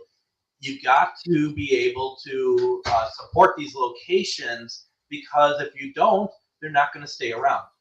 Exactly. When we signed the contract with Fort Duffield, with the city and the volunteer group that runs Fort Duffield, I promised them that we could bring in money, and they told us up front. They said, well, we're about history. We're not about hauntings. If this isn't making us money, then we're not interested in it. Right. And, so they would just close it off to paranormal investigation altogether if we weren't actually bringing in money for them. And we've brought in several $1,000s over the last couple of years. So they're happy with us, but we need to continue that next year. Now, Shar just sent a note. She says, can you ask someone with the Clifton House that is down there, is there a doctor associated with the building? I do not have anyone from the from the Clifton House here. Maybe Liz can go and maybe track someone down, because there's right now everyone is out, I think, on a trolley tour, which is it looks like they're having a lot of fun with that. So other than that, you're all set. You got stuff headed up for next year. I mean, congratulations on having such a great year. Honestly, it's really been fun to see the way that you and Denise have been able to do a lot of different things and be a part of a lot of different things as well. Yeah, we've had a great year. We filmed several times with Haunted Discoveries television show. Brandon, Mustafa Gadalari, Kevin Oddie, Craig Owens. It's a great group of people and a great television show. We filmed at a few different locations with them. They filmed here at the house and at Fort Duffield, and that's brought us a lot of attention that we weren't really expecting, and so it's opened some doors for us and gotten us noticed by some folks, and it's kept us busy. So we're really happy about it. And for those, we've had Brandon Elvis on the program before. Anyone who is able to check it out, Haunted Discoveries, and in fact, it's a marathon today, right? That's ending the season finale. It should be very exciting for people to watch. It's a great program. It really is very good. It really is. It's more how real paranormal investigation works. It's historical research, and then a lot of times sitting in the dark with nothing happening, but then stuff does. Totally. And that's just what it always comes down to. And that's the thing is, like, you could sit for hours and nothing happens at all. The fact that we cut to a room in they're in a Clifton house and they're getting stuff, that's pretty exciting, but don't expect that to be the norm. Right. Yeah, it's awesome that they got stuff by 7:30. They were already getting voices up there. That's pretty cool. That is pretty cool. We got some really good investigators up there, and they know their stuff. So I'm really excited about all of that. Ernie Pack, how can people get a hold of you and just kind of get in touch with you if they want to book rooms or book over at Fort Duffield or anything else?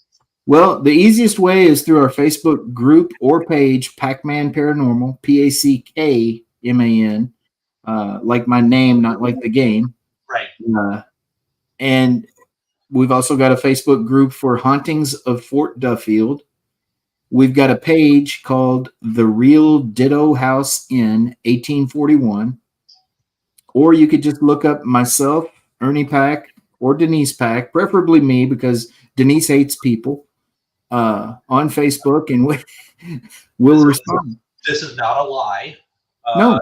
It's okay. It's okay. Yeah. It's all good.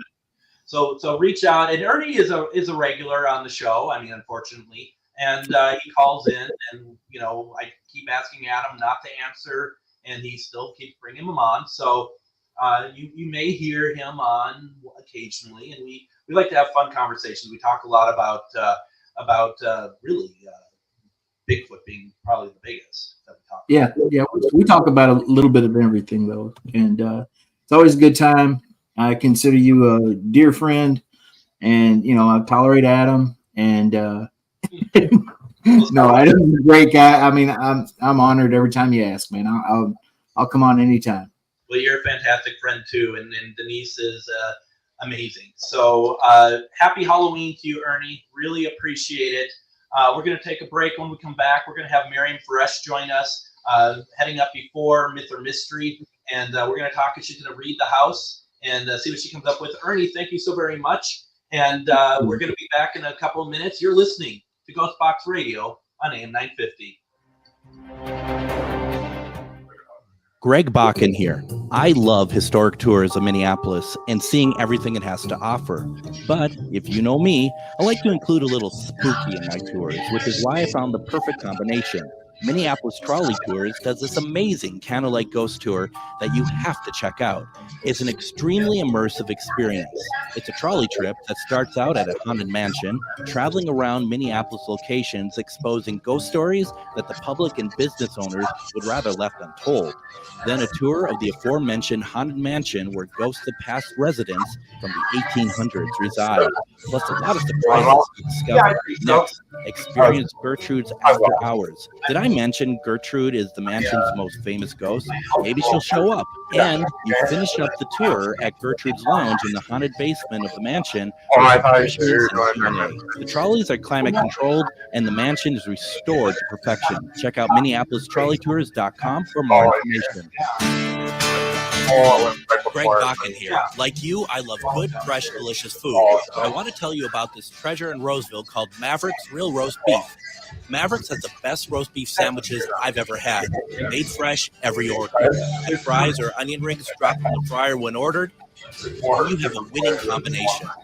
Maverick's Real Roast Beef has a lot more than roast beef, so check out their website, mavericksbeef.com, or check out their restaurant on Lexington in Roseville. If you own a holistic or metaphysical business and are looking to expand, then you need to be listed on metamorphosisconnections.com. It's a network where you can grow with like-minded practitioners and reach new clients. Metamorphosisconnections.com is an online directory you need to list yourself and your business. Our platform makes it easy for you to create listings of your products and services, and you can also choose to list your classes, events, and so much more. Metamorphosisconnections.com helps you create weekly and monthly promotional ads targeted towards your potential clients and promotes them for you via social media and newsletter. There are clients searching for your specialty right now. Let us help them find you. Start your listing today so you can share your own unique gifts and talents by finding the level of membership that best fits your needs.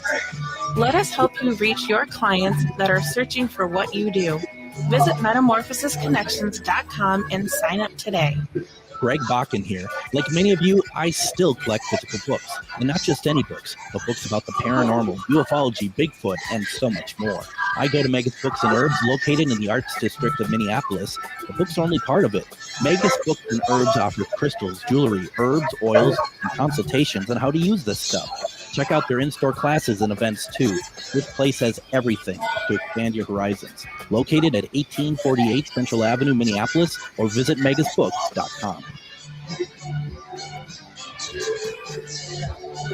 And welcome back to GhostBox Radio on AM 950. My name is Greg Bakun. Thank you so much for joining us on Halloween. Happy Halloween, everybody. Happy Halloween to everyone that's just coming in. Hi, everyone. How are you doing tonight?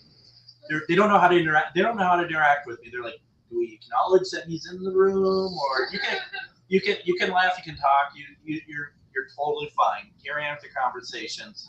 We are now we're getting ready in about a half an hour. We're going to do our panel show, Myth or Mystery, and it's going to be a lot of fun tonight.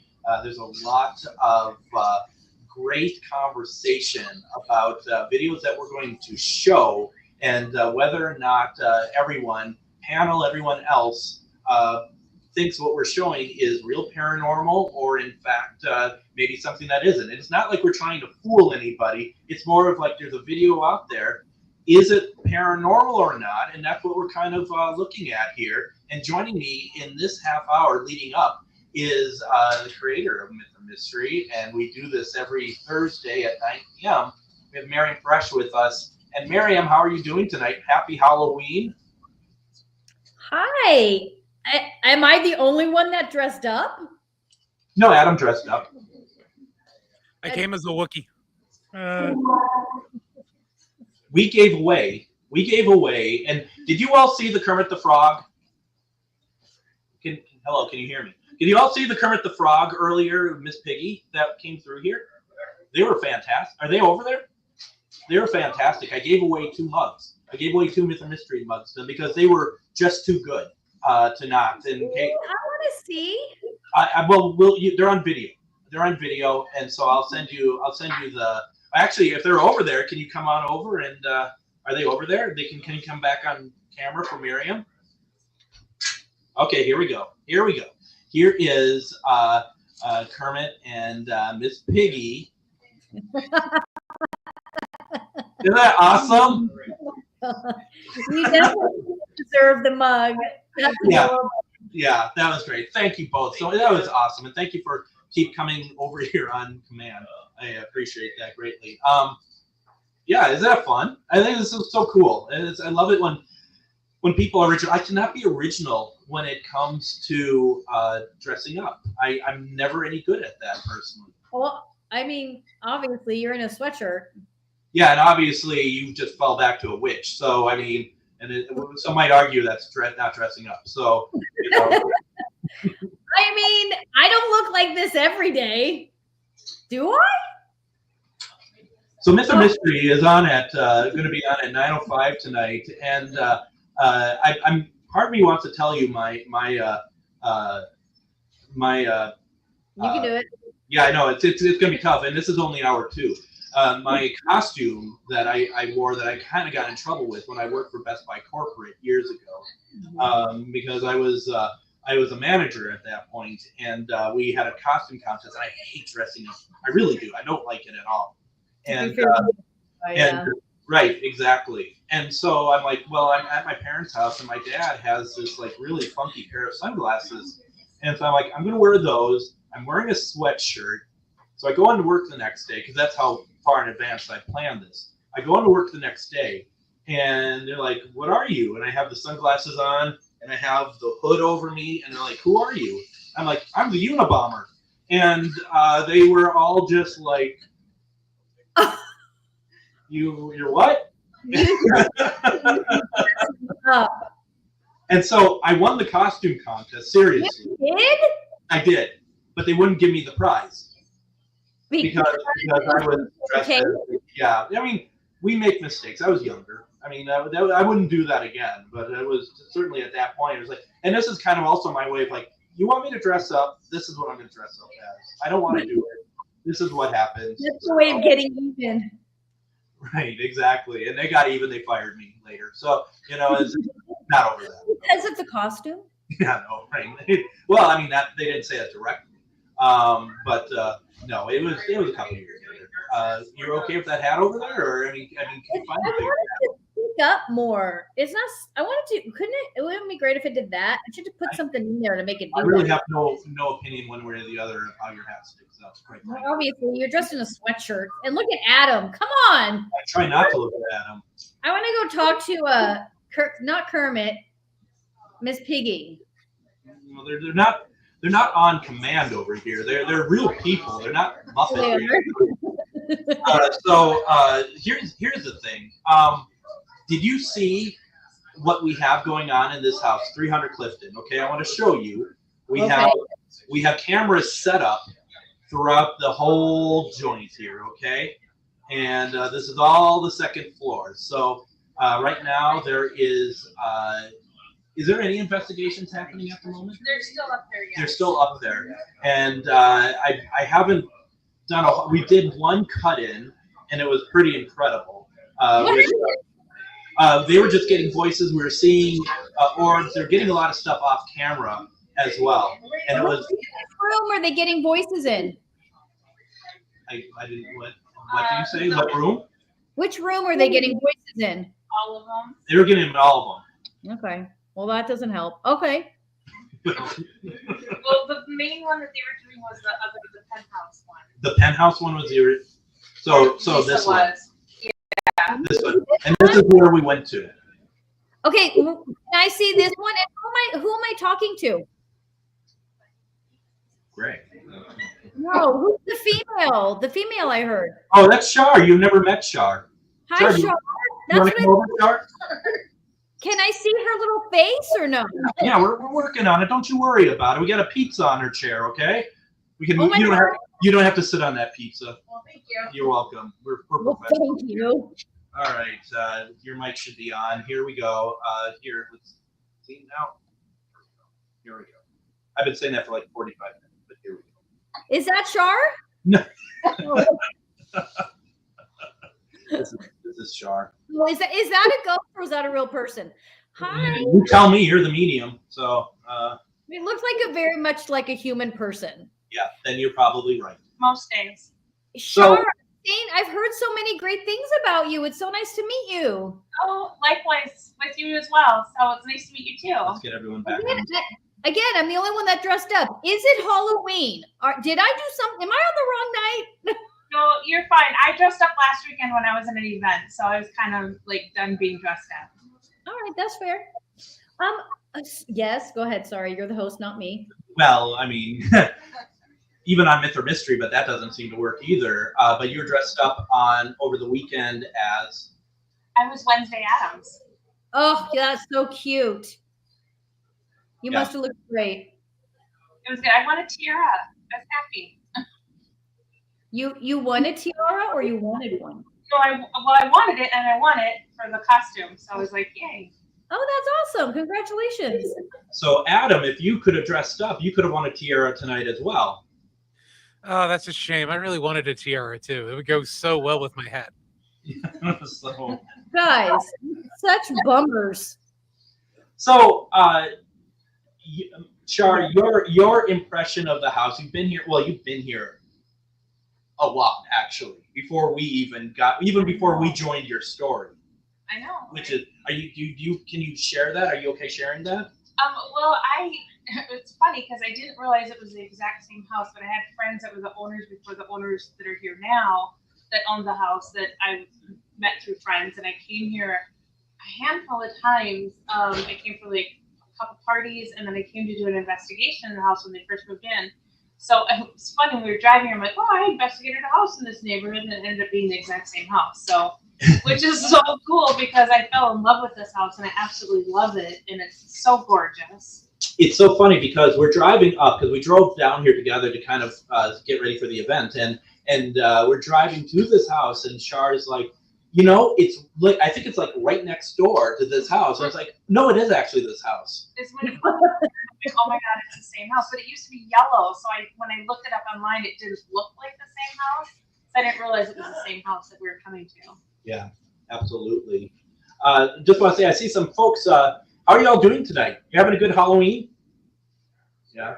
Okay, don't get too excited over there. Especially the gangster. Are you in character? Is that what's going on over there? That you're okay? I'm just watching you. Cost your money to smile or what? I mean, come on. It's Halloween over here. Let's have some fun. So, Miriam. Yes. No, I'm just saying that's me. I'm here. Yeah. Yeah. I hear you. So this is kind of a precursor to Myth or Mystery. A lot of stuff not making sense at once. Did you tap into the house at all? Oh, okay. Is it my turn? Do I get to? Yes. So I want. Hold on, my hat's falling apart. Wait, what is my thingy doing? Oh my God. That's what you said, right? Okay. Let me do this. Okay. Wait. Look what I just did to my hat. This is riveting radio and television. So sorry, I forgot where. See, gosh, I was focusing so hard to not swear. I forgot that it's radio. You didn't swear, you're just boring. So what are you even doing? Just boring. I was fixing my hat. Okay, so let's do this. Did you see the last segment that we had? Someone showed their butt crack on the screen because they were trying to show the back of their shirt, and their shirt rode up. It was Ernie. Well, of course you have to show skin. Yeah, right. And it was his wife with the dinosaur. Yeah. I'm sorry, you can't unsee that now, right? No. I mean, it truly is a horrific Halloween. So where's the Great Pumpkin? All right. So now, yes, Marion, go for it. Okay. You want me to actually do what I do? You want me to do what you're paying me for? Oh, wait. Okay. So, can we look at that room again, the penthouse? Because you know what I felt in there? Yes. An infant, a baby. And I don't know that this baby necessarily even died young or died there, but I immediately saw an infant and a single mother. And it doesn't feel like there was anything okay, hold on, let me finish this thought. They were traveling through, stopping through, but they were escaping something, like they were running from something, and I feel like they were leaving to get away from some big event. This was back in, it feels like before the 1930s. When was the house built again? That's a good question, because a lot of the house has been redecorated to look like around the time of 1906, but I don't think that's necessarily when it was built. I think it's been around longer than that, but I don't know that for certain. Do you know? I thought it was 1897. Okay, there you go, 1897. Okay, because that makes sense. Because this feels like it happened around 1900 maybe 1910. And they were escaping. They keep telling me they were escaping something, and they didn't stay long in this house, but something happened, which is why there's like almost an imprint of them there. She didn't have a man or a partner with her. It was her by herself with her baby, and there was this like strange transitional period in their lives, and they moved through it. That's what it is. Okay, so they were moving through it, and they did die together, but not in the home.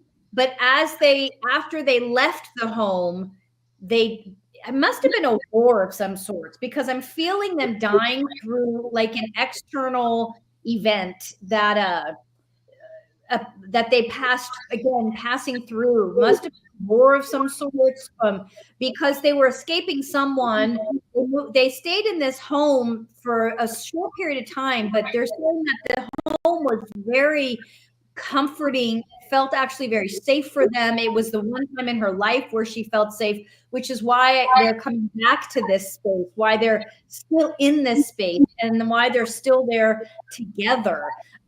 And again, I don't feel like it's like necessarily that they're stuck as much as this imprint of their two souls. This was the space that they truly felt the first time in their lives together as mother and daughter. They felt safe, they felt protected. And then once they left that space is when, unfortunately, something happened to them. Again, it feels like they're moving through a war or something, some sort of violent experience as they were continuing their travels. But this home was like their haven. That's the first thing that I feel and felt when I saw that room. Now, I want to ask the folks that are in here with me. I don't know if you're watching the screen or not. Did you see the stuff on the screen? Yeah, right. Miriam, did you see the screen at all when you were talking? No. So we saw stuff that there's another one that just went like an orb. There's another one. Jesus. Now here's the thing. We always say, is it possibly dust or anything? But earlier, AJ, who you can see in the corner over there, that's AJ in the corner. The orb just showed him. He said that there's no dust up there, at least that they could tell. It's a very clean house. Well, and what you noticed too is the lady that was standing there sat down in a couch just underneath the camera. And if that couch was dusty at all, there would have been some dust that had flown up when she sat down, and nothing did. This house is pristine. It is very pristinely clean. Right. And so anything like that is pretty incredible. So also those orbs that I just saw now, I could feel them. They were really strong. What do you think? What were they? There was one that like came right at the camera. It just felt like the female energy I was speaking to. Okay, interesting. Now, a little bit of and Shar, correct me if I'm getting my information wrong here. A little bit about that. That's up in the servants, right? Yeah. And and I'm trying to be careful not to. Only thing I'm going to say is that there's a story that we were told that to me feels like could possibly fit into that a little bit, but at the same time I don't want to force like a square peg into like something that whatever. It just I want to be very careful about that. But it's a very interesting room, and would you say that that's the most active room? I don't know. Maybe something just. Something over there. Let's go. Yeah. Let's go to. We're going to another room here, real fast. Something just went in front of the camera. Something went in front of the camera here. Yeah. We're going to stay on this. This is the Crystal Mansion room that we're on right now, and so we are just kind of seeing. And Miriam, we have seen, and I think in some cases maybe more of us who are watching than the investigators. The investigators are getting a lot of stuff. But I've seen shadows move across the top of rooms and stuff, and we've been seeing those orbs and stuff. And this place, there is kind of a discoloration just there. This place is pretty This place is pretty active. Yeah, I can't believe the orbs that we saw. I didn't see the ones in the beginning you guys saw, but after I looked up, I was like, oh my gosh, there's just like this constant. And yeah, you could feel from the orbs. You could feel that they were orbs. They compared to just like particles or something. They felt very energized. This room feels just a little bit heavier to me. It doesn't feel like, it feels like there was a lot more like contemplation, maybe sadness. And so it feels like this room tended to gather folks that were in mourning. And I'm not sure why that is. And maybe again, since this home has been redone, it may just be the area of the home, but it feels a little bit heavier, a little sadder.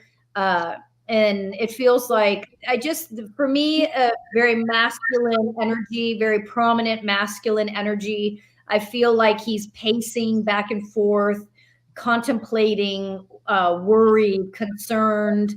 And again, what I find interesting is it feels like so many beings have utilized this home as a passing through, like as a place, a safe haven for a moment before they continue on. And so it's like there's so much energy here of people that were in the midst of something massive in their life and used this home as a safe haven. And so there's this energy of that lives there, of so many spirits that I feel visit and come back as, again, a place of more so security than anything else. Now, during what you were saying, especially about the pacing and stuff, Shar, you were shaking your head. That's resonating as well. Yeah, I was actually looking at the room, like expecting to see somebody pacing right before you said it. Oh, wow. That's awesome. So yeah, and Adam picked up something there that Shar just mentioned actually to me. It looked like a lighting change in there, very much so. You mentioned that. Yeah. Yeah, that's something. Susan says, could this have been part of the Underground Railroad pre-Civil War? No, I do not believe so. That wasn't around here, and this house wasn't here at that time. Who just walked in that room? Did you just see a head go by? In which one? That one. Okay, let's go over to it. It's the same room that you saw something before. Yeah. Right? I don't know if somebody was in the room, but it's like I saw a head go by the bottom. Was it investigator? Yeah. I just barely caught like a glimpse of him. Like, what was that? It's hard because sometimes, and thank you for that, because you never know, and it could go either way. So yeah, that's incredible. Okay, thank you. Yeah, what a place. I mean, this house is really, really something, and what a treat to be in here. And I just want to quickly remind folks, the rooms that we're showing tonight, apart from the master bedroom, is available for people to stay in. This place is a bed and breakfast as well, and there's so many rooms, and each one of them is simply beautiful. Did somebody open a door or something in here? Did you feel like air suddenly rushed past? Yeah, from here. I've just been cold in general. Okay, that's actually weird because I just felt cold go across my arms here in the studio, and you just mentioned that. And it is stale, not moving air down here, but it was just cold across my arms. Well, I'm looking here, and I don't see anything moving. So, anyone else feel like air come in or anything? Despite those people standing by the door. Yeah, right. You're not counting you. Is Kermit the Frog here to tell me what if it's been freezing over there? I don't know. He's a reptile. He'd know. Yeah, I don't know. That's crazy. This place is great. I love this. This place is pretty amazing.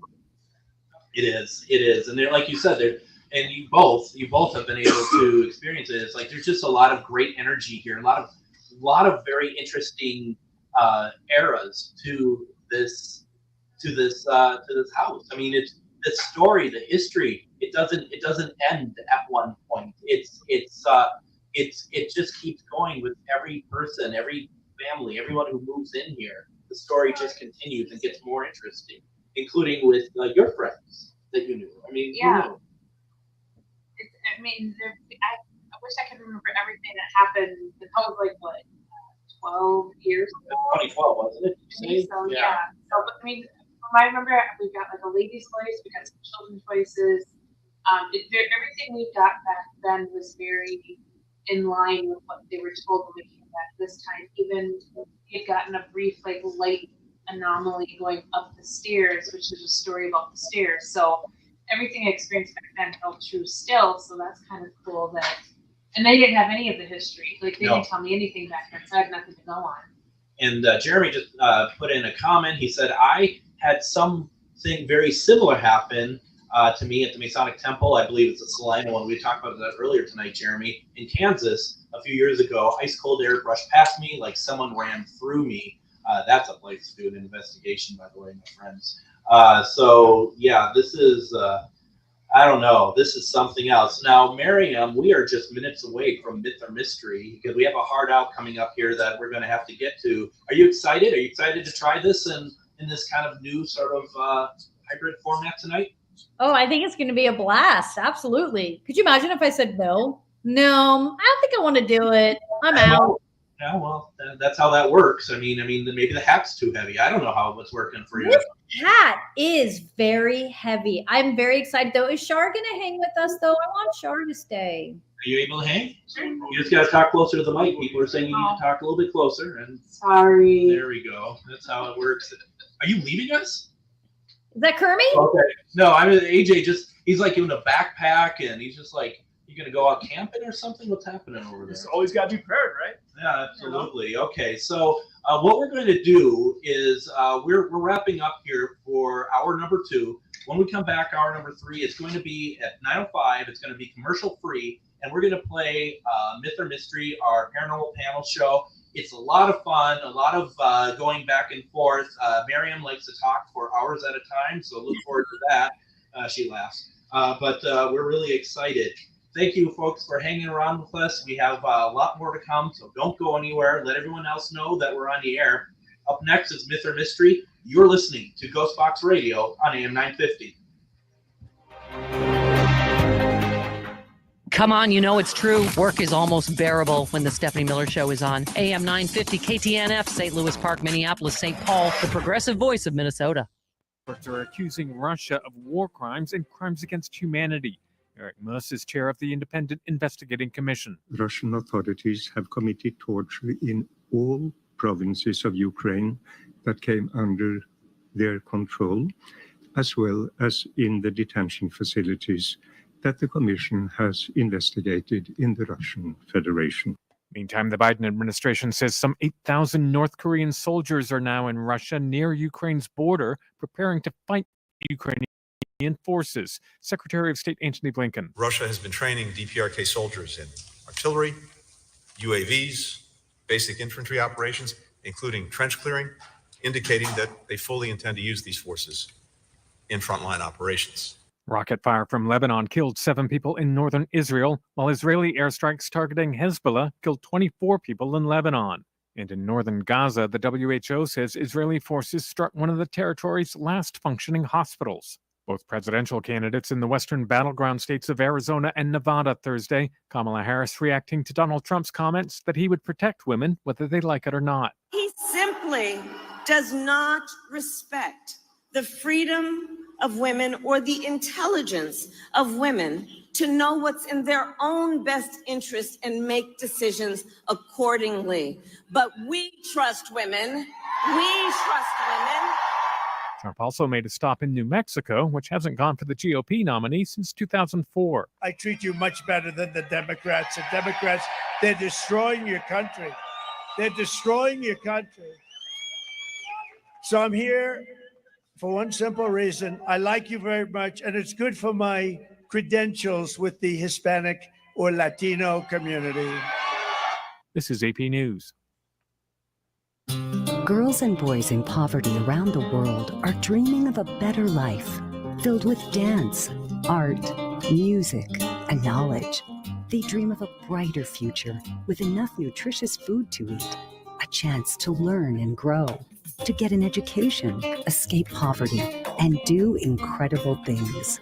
Today, thanks to Children International and friends like you, such dreams are coming true. Together, we give children a chance to set their sights high and succeed in school and in life by ensuring that they have access to healthcare, education, life skills, and so much more so they can grow, thrive, and believe in themselves. Learn more about Children International and join us in our life-changing work at children.org today. Together, we can help end poverty for good. What you wear is important. It should be fun, creative, and expressive of your own personality. At Grady Gear Company, we believe that clothing is more than just fabric and threads. It's a form of self-expression and a way to stand out with the crowd. Grady Gear is more than just a clothing brand. We're a community. We're here to inspire and motivate you to embrace your true self. We are a locally owned small business who do custom clothing orders too. Find us at GradyGearCompany.com. Lilliput at Coon Rapids dares you to take part in their Haunted Mansion escape room. 100 years ago, a family suffered a tragic incident. Your team is brought in to find out what happened that night, find proof of the supernatural, and help the spirits find peace. Are you up for the task? This incredible escape room is filling up fast, so book now. Also, a perfect outing for work team building. Go to lilliput.net now to book your experience today. This is your Magus Books magical moment with Liz. Dive into the depths of the unknown with a scrying mirror. Gaze into its reflective surface, relax your mind, and let images or insights emerge. Trust your intuition as you decipher the messages from the other side. Step into the world of mystery with a scrying mirror from Magus Books and Herbs and discover what lies beyond. Find Magus Books and Herbs at 1848 Central Avenue Northeast in Minneapolis and at magusbooks.com. With your AM 950 weather, I'm Brett Johnson. Look for clear skies tonight with a low around 31, Friday sunny with a high near 47, and Saturday sunny with a high around 55. Discover delicious Szechuan and Mandarin cuisine at the Great Wall Restaurant. Enjoy favorites like Peking duck, mushu pork, and fish fillet and ginger sauce. Find them at 4515 France Avenue South or call 952-927-4439 for takeout and visit greatwallrestaurant.us for more. Portions of the following program may be pre-recorded. And now, GhostBox Radio presents Myth or Mystery.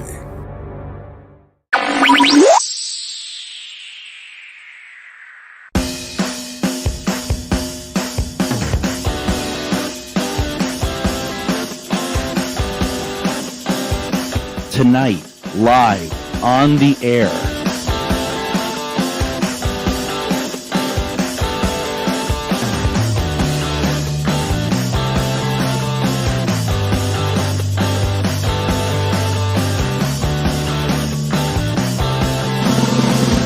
Wait for it.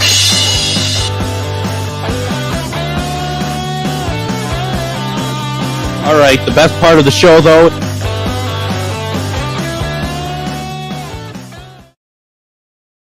All right, it's time to play Myth or Mystery, the weekly panel show where our panel here, make sure you're actually all here. Oh my God, Ryan. The panel here with the help of our viewers decide if videos or images we're watching tonight are myth, mystery, or unknown. Remember, this series is heavily reliant on our viewers voting on the videos that we're going to look at each week. Also, the folks in the audience, because we are live at the 300 Clifton Mansion in downtown Minneapolis tonight. So awesome. Thank you all so much for being here. I know some of you will probably go away if you're going on another tour or trolley or investigation, but it's great to have you all here anyway. So it's heavily reliant on everyone. You can only vote for the videos on YouTube at Myth or Mystery Live. You can do so on your phone now as well. Though you can comment on the videos from anywhere you're watching from tonight. The link to vote is going to be pinned in the comments section. So check that out. And if we're not able to do so, we'll tell you where it's at and everything. So we're kind of, for the folks that usually watch us every Thursday, we're a little bit abbreviated tonight. So we're going to kind of move things along here a little bit. So let's meet our panel here. First of all, I'll go first. My name is Greg Bakun. I'm a paranormal investigator. I've been doing so for about 15 years, actually probably a lot more now. And if you're watching and listening to us, I do a show on AM 950 every night, Monday through Friday, called GhostBox Radio.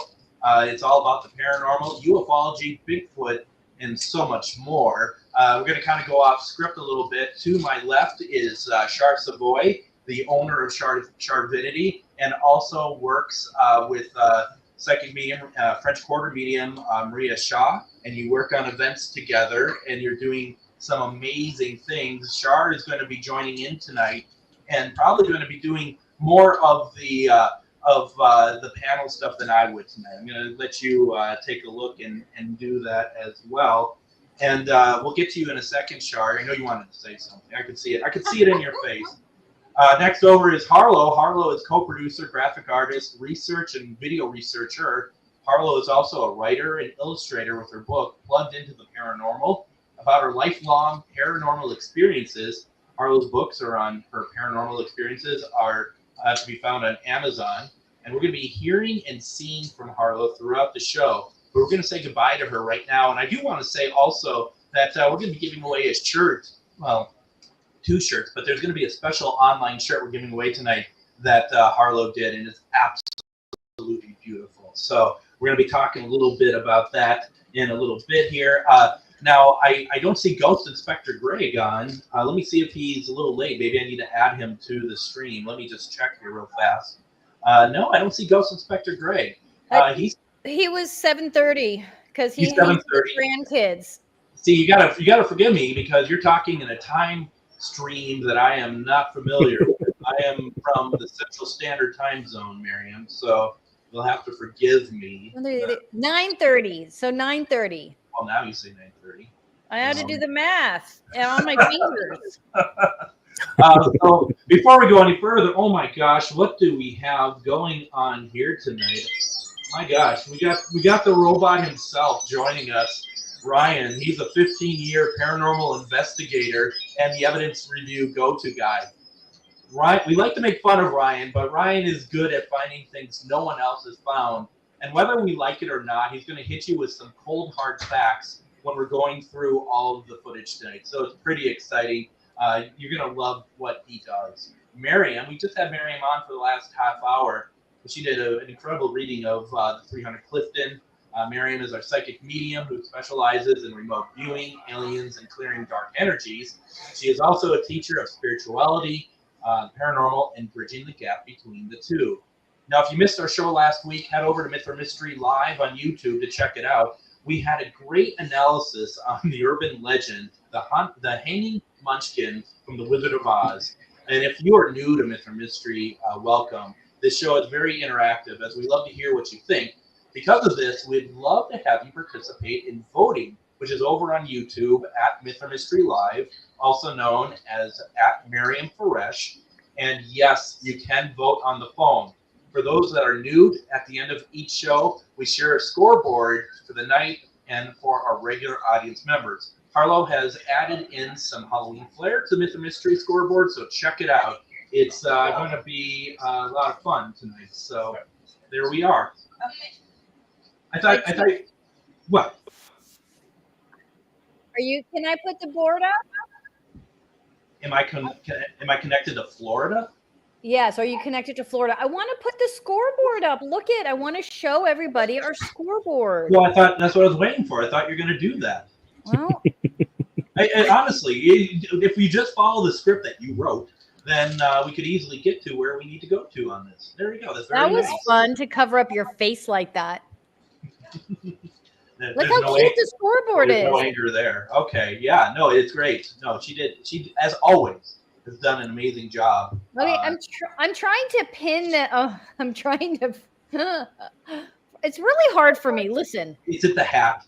It's the hat. It's the fact that I have to watch my mouth. It's so many things. I know. A whole hour without swearing. How are you going to handle it? Honestly, you know me. It's not easy. Well, okay. We almost didn't do it because I know you. We know the swearing. While you figure that out, for those who don't know, Myth or Mystery is an interactive paranormal show with a panel of seasoned paranormal investigators, mediums, and audience participation. The panel will individually determine myth, mystery, or unknown. Myth is not paranormal. Mystery is paranormal. Unknown means not paranormal, but may not be man-made or faked either. The audience is polled throughout the show to determine their analysis of each video, myth, mystery, or unknown. When the panel is not unanimous, the audience polling will be the tiebreaker. The audience will also have the opportunity to win prizes via the paranormal trivia question segments.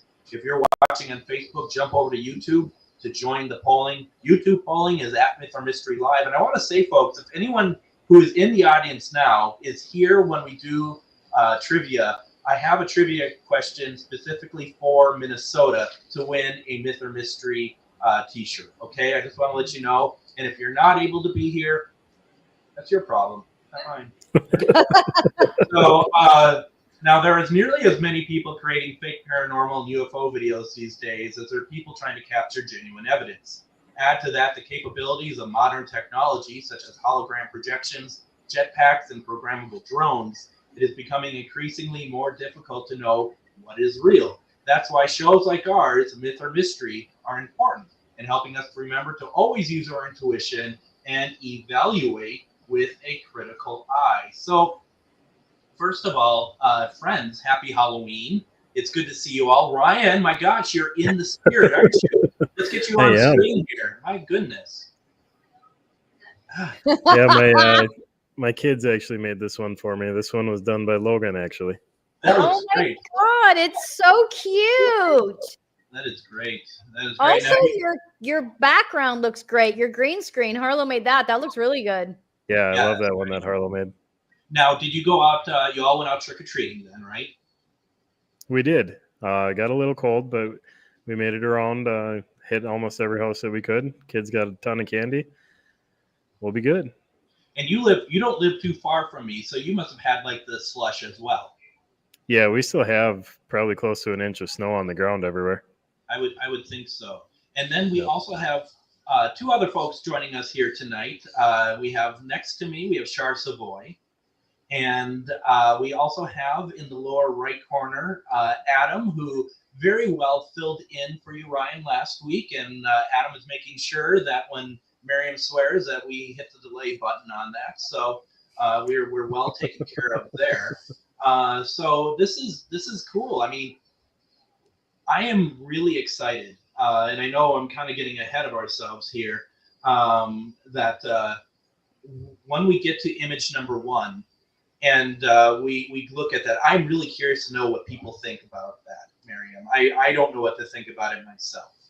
Well, I posted a little promo online and I was like, honestly, if I saw this on social media, I wouldn't believe it. I would be like, it's fake. It's not real. I don't buy it. So listen, I might even be voting myth on my own video. So we will see how this goes. And we're going to kind of move things along here so you can all see what we're talking about here. And it is really interesting. It's funny because we played the promo last night in GhostBox Radio, and we had some people with opinions last night just from the promo. So, yeah, I don't know. So before we do that, though, we're going to start off the night in traditional Halloween fashion with our live audience costume contest, where the winner will receive some of our awesome Myth or Mystery swag. Winner will be judged by applause, and those at home are welcome to add your pick in the chat. Now, here's the thing, folks. Because of how things are running through in terms of people doing, and we can try, because are any of you dressed in a costume? Yeah, the one over there, no way, nope, not doing that. Told So Mary. wait a minute. No one's in costume but me and Ryan? Well, you are. Oh no, so what are you dressed as? Come on over here. You've been over in the peripheral for so long. Pick up a microphone. Pick up the microphone. You know what? This is what we're going to do then. We're going to put you on camera. We don't fight, and which is funny if you're a vampire. All right. So can we put? Is it okay if we put you on the screen? All right.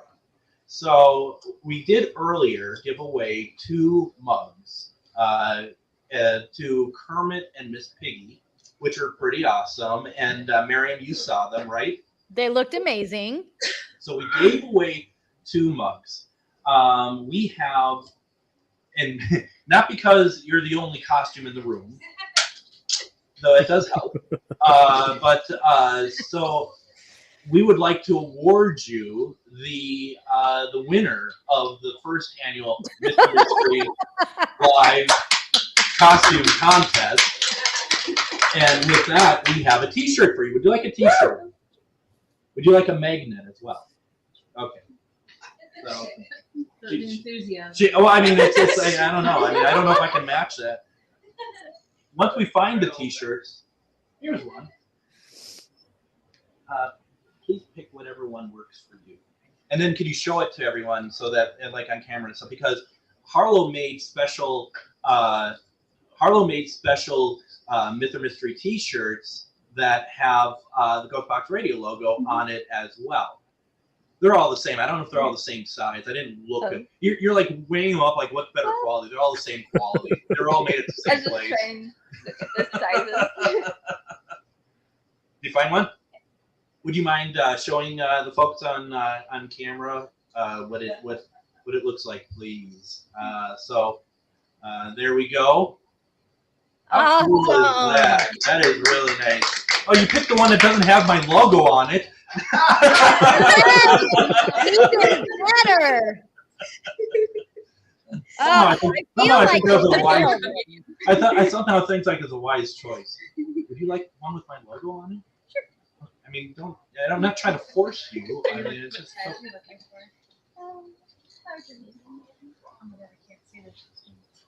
All right, this is riveting. It's like a regular episode of Myth or Mystery, quite frankly. And so, by the way, we can all hear you. So just know that you're like all talking about XL or 2X. Can you show the new shirt? Because it has my logo. You pressured her into taking a ghost. It's called GhostBox. Yeah. Oh, that looks nice. Thank you, Barry. Yes, I did pressure her into it. Congratulations. Happy Halloween. Thank you very much. Boy, you guys, you all ruin, not that you wonderful folks, the people that I'm looking at on the screen, you all ruined the Halloween spirit, I'm just going to say. What you got? What did we do? You twisted an arm. Oh, see, that's the Halloween spirit. Yeah, literally Halloween spirit was just given to us. We got some fireball here. Just thank you so very much. That's very kind of you. Halloween. Thank you too. Thank you very much. You have your whole bag full? Yeah, kind of. Maybe. Okay. This is awesome. Thank you very much. That's where the spirits are over there. Yeah, that's where you. Bag. Yeah, no kidding. Now, that's amazing. and then in 15 minutes, they're gonna be in there. Oh gosh. Okay, so sorry, you guys are in the wrong place. We're having a lot of fun over here. We invited you, Ryan. Your little robot face. All right. Should we get to image number 1 because we got stuff to get to, and I want everyone in here to see and weigh in as well as everyone at home. So why don't we go ahead and do this? Let's get to image number 1. And remember, if you're new to the show, you can join the vote on your phone. Head over to YouTube at Myth or Mystery Live, and also known as at Miriam Thresh. Keeping in the Halloween spirit tonight, we are analyzing a bizarre incident that happened to Miriam on Halloween of 2020. Miriam, why don't you and Harlow share a little bit about what happened before we watch, please? All right. Can you bring up Harlow? I can't. Yeah, no problem. There you are. Access her. Okay. So the reason why I'm dragging Harlow on with me is because Harlow went back and watched the entire show, which was like 5 hours long. That's not an exaggeration. And like tonight. Okay. Yeah. No, not tonight's show. But I wanted to say this. We had, when I was talking to Harlow about it, I was like, listen, we had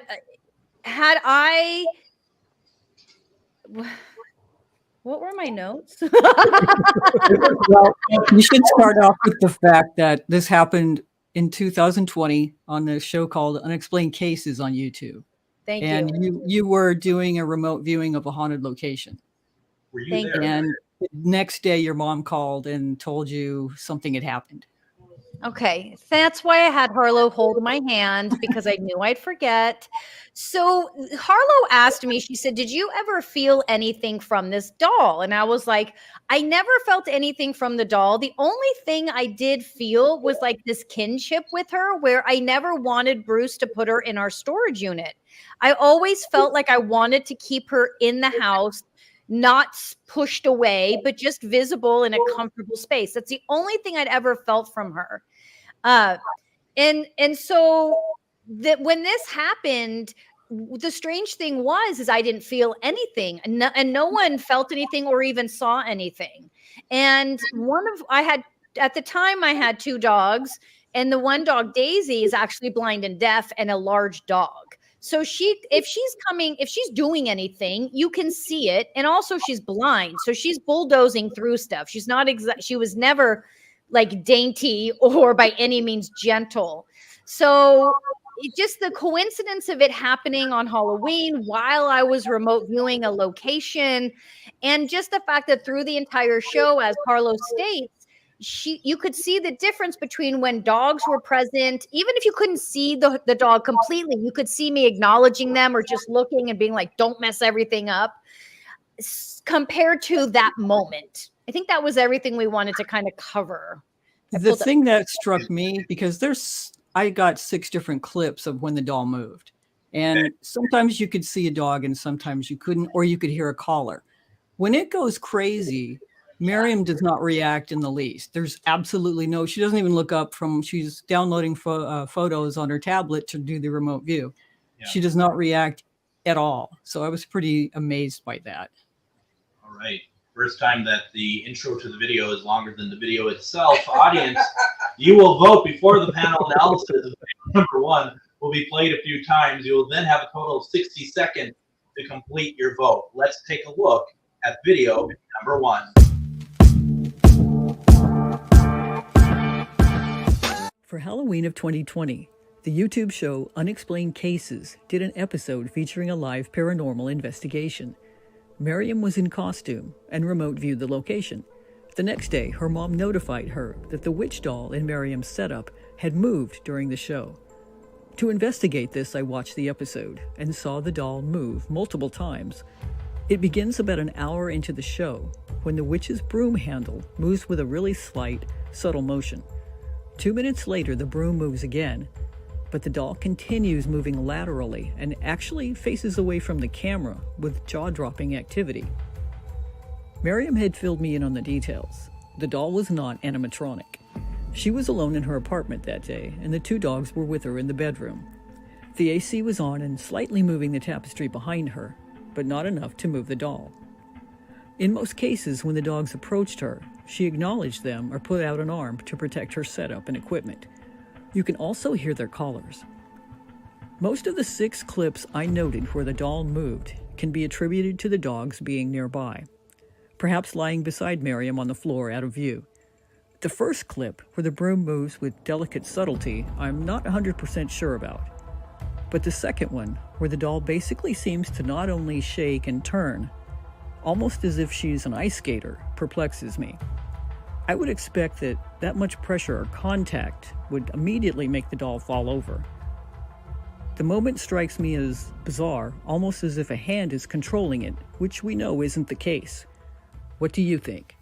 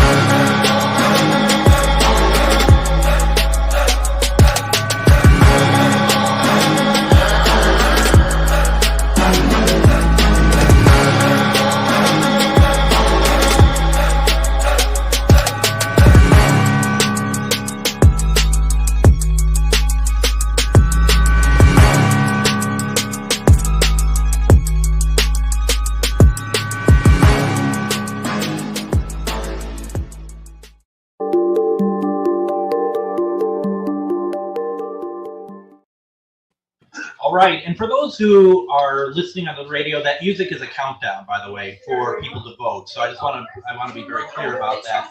Polls are now closed. Panel will begin their analysis. After the panel analysis, you're going to get your chance to vote again. Miriam, do you want to start with somebody else since it's your video tonight? I honestly, that's why I wanted to have Shar here, because the reason why I said I was going to vote either unknown or myth is because I don't feel, the only thing I feel is like that kinship that I said with her. I can't feel anything. I think it's honestly because it was my experience. I'm too close and attached. I genuinely have no idea which way to go with this. So I was kind of hoping Shar would jump in. Shar, do you wanna weigh in at all? Well, first of all, I don't like dolls, so it was kind of like me. I didn't get anything weird vibe off of it or anything like that, and it just seemed, I don't know, natural doesn't seem like the right word to say, but it just felt natural. Like it didn't feel like there's anything weird or like it was possessed or anything like that. So I'm not sure why it was moving, but I can see where the one clip where the dog comes by that possibly could be it, but the fact that it didn't get any weird vibe off of it, I'm kind of in the middle on it. So do you think it's paranormal, not paranormal, or just unknown? You just don't have enough? I'm just saying unknown because I don't have enough, because I don't see it. Also, you can't see the bottom of a doll, like what's the doll sitting on, and I know Miriam knows, but I don't see it, so I have to go with what I see. Now, Miriam, are you going to do any kind of take on this tonight, or should we? Well, can we? Do you want to use your pendulum? Do you have your pendulum or no? I do, but I wonder, because somebody's really good with dowsing rods. Would you mind doing dowsing rods? Yeah, I can. Oh, that would be a blast. There you go. And just to answer Shar's question, hardwood floors. She sits directly on the floor, and she has on these little boots with a little heel on them. Okay. So what do you want to ask? So can Miriam ask some questions? Okay, so let me set this up. So can you show me my yes? Okay, can you show me my no? So obviously yes is crisscross, no is outward. Okay.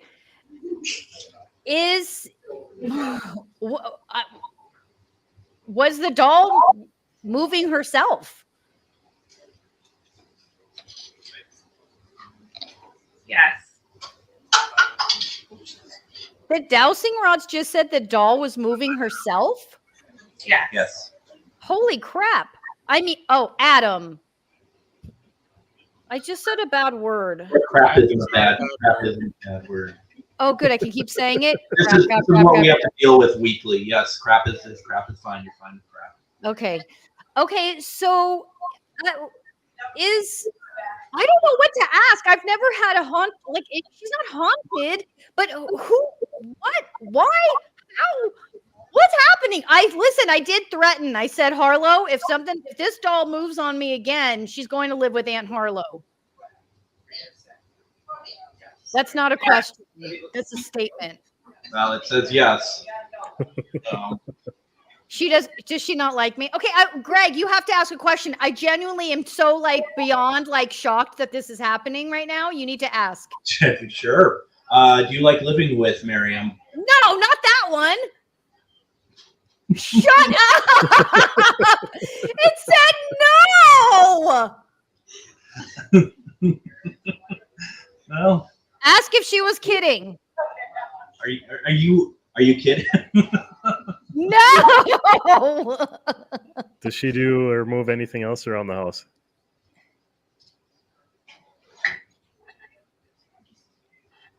Yes. All right.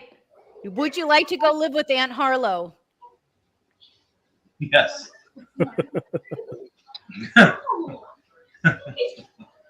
Now my feelings are hurt.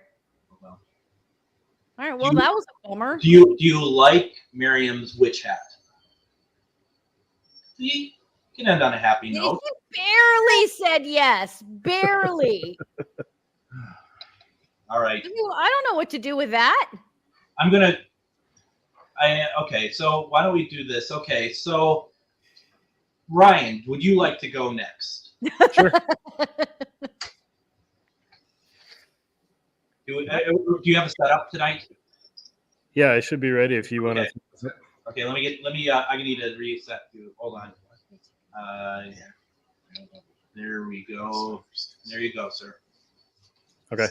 So I went through again here like I always do. I slowed it down. The way that it's moving, it looks like something is almost moving it from the base. Kind of like it's just hovering around.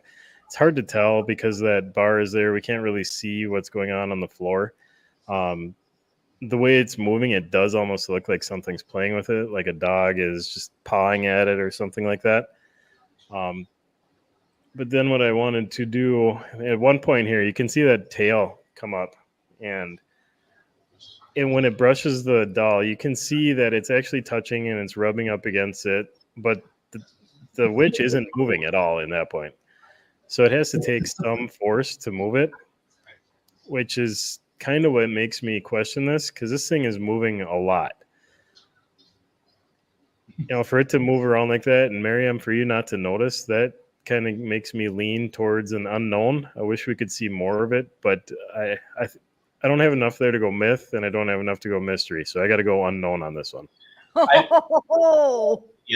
Yeah, and just so we can move things along here, I'm going to do an unknown on that as well. I think it's just a shame, and there's nothing you could do about it. It's too bad that your name is exactly where we'd want to see, like, those pivotal areas of what was moving. But that's just how it was. I mean, that's just what it is. So very interesting. That's pretty crazy. We got through everybody, right? Because we're at 9:30. So why don't we do this? Everyone who has been watching, first of all, we got to go and see what the pre-analysis numbers are, aren't we? Yeah. And here. So pre-analysis, we were sitting at 23% myth, 47% mystery, and 29% unknown. All right, look at that. So 23% myth, 47%. So that's very cool. It'd be interesting to see based on what we all said if that changes at all. So, folks, did your analysis change? Whether it did or not, please vote again. We want to know if the panel has shifted your viewpoint on image 1. And remember, even if your analysis did not change, please vote the same one more time. For folks on the radio, you're going to hear music. It's the countdown for people to go vote again on image number 1.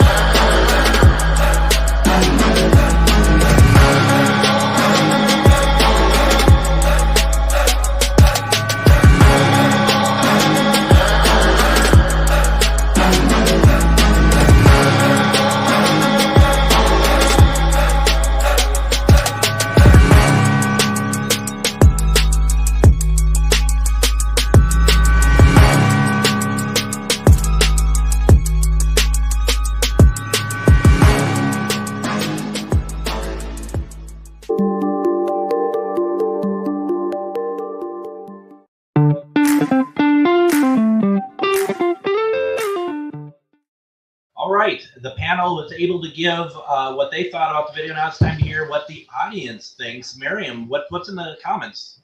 So Linda was just stating that was a ton of movement, and that the doll would have been pretty steady, had to have been pretty steady to not fall over from a tail wagging. Katie Paranormal voted myth. I think the dogs are moving it. Joshua, let's see, depending on... so hang on. She's saying depending on where the dog's tail were hitting the doll and or table could be indicative of the doll not falling over. We were on the floor. We weren't on a table. Let's see. Let me see what Jill Jade is saying. My body is a dowsing rod. So I get that. Yes, she moved from you there. And yes, she likes Harlow. Yes, she moved for you, and yes, she likes Harlow. I guess I'm going to be packing her up and moving her along. Love the divining rod work, Shar. Let's see. Linda's yelling at us. That doggy tail not moving the doll convinces me. I know. That's what. That's the thing is. The dogs. The thing is, if the dogs were playing around or anything like that, I would have stopped them because my whole set could topple over. Like everything's just barely hanging together. What is the base of the doll made of? It's her feet. She has shoes. She just has these really hard plastic shoes on. Here, I can show you. If she doesn't get mad at me for picking her up. Oh, actually, maybe I can't show you because she's really tall. But she just got black heels on, boots. Joshua joined way late. It looked like a puppeteer. But I'm not discounting Miriam. I would have seen it on social media and thought it was a fake. I know. And same with Harlow. We all were like, if it wasn't coming from me, we all would have thought it was fake. And honestly, me and my husband have just been scratching our heads all week going, who and what could have done it? But we didn't come up with anything. Anyway. No. Very interesting. So with that being said, how did the polling change at all on this? Yes. Let me give that to you. Yes, we went to 25% myth, 56% mystery, and 18% unknown. So we lost some unknowns to mystery. Interesting. Oh, wow. So there we go. And we also found out that the doll doesn't really like you all that much. Well, I wanted to say thank you to Harlow. I mean, it's no joke. The show was 5 hours long and she watched beginning to end. So thank you, Harlow, for doing that. Some sort of sainthood in store for her, I'm sure. She gets the doll. Yeah, lucky. Yeah, everyone wins. Before we move on to trivia, make sure to come back next week. And as a group, we're going to name Miriam's witch from Image 1. I feel like that should be Harlow's job now. Well, it is, yeah. Now, if you think you caught paranormal on camera, please submit it to us via our website at Myth or Mystery Live. Tonight, we have a special Halloween trivia question brought to us by Harlow. The winner's going to receive, and this is very cool, the winner's going to receive a limited edition Myth or Mystery Halloween t-shirt designed by Harlow. New for Halloween, our black Myth or Mystery tee featuring a red skull wearing headphones is the perfect Halloween gear and can be found at our website, mythormysterylive.com. Get yours now. All right. So do you want me to bring Harlow back on? Yes, please. All right. So hi, Harlow. Hello. You got a doll, so that's cool. Yeah, I heard that. You also have a trivia question. I do. I don't want to give her up. The question is, Jamie Lee Curtis made her film debut in the horror movie Halloween. What was her next horror film? All right. Are you going to do the music thing, or is that supposed to be? Sorry. Do you know we're actually doing a show tonight, or? Sorry, I was reading the comments.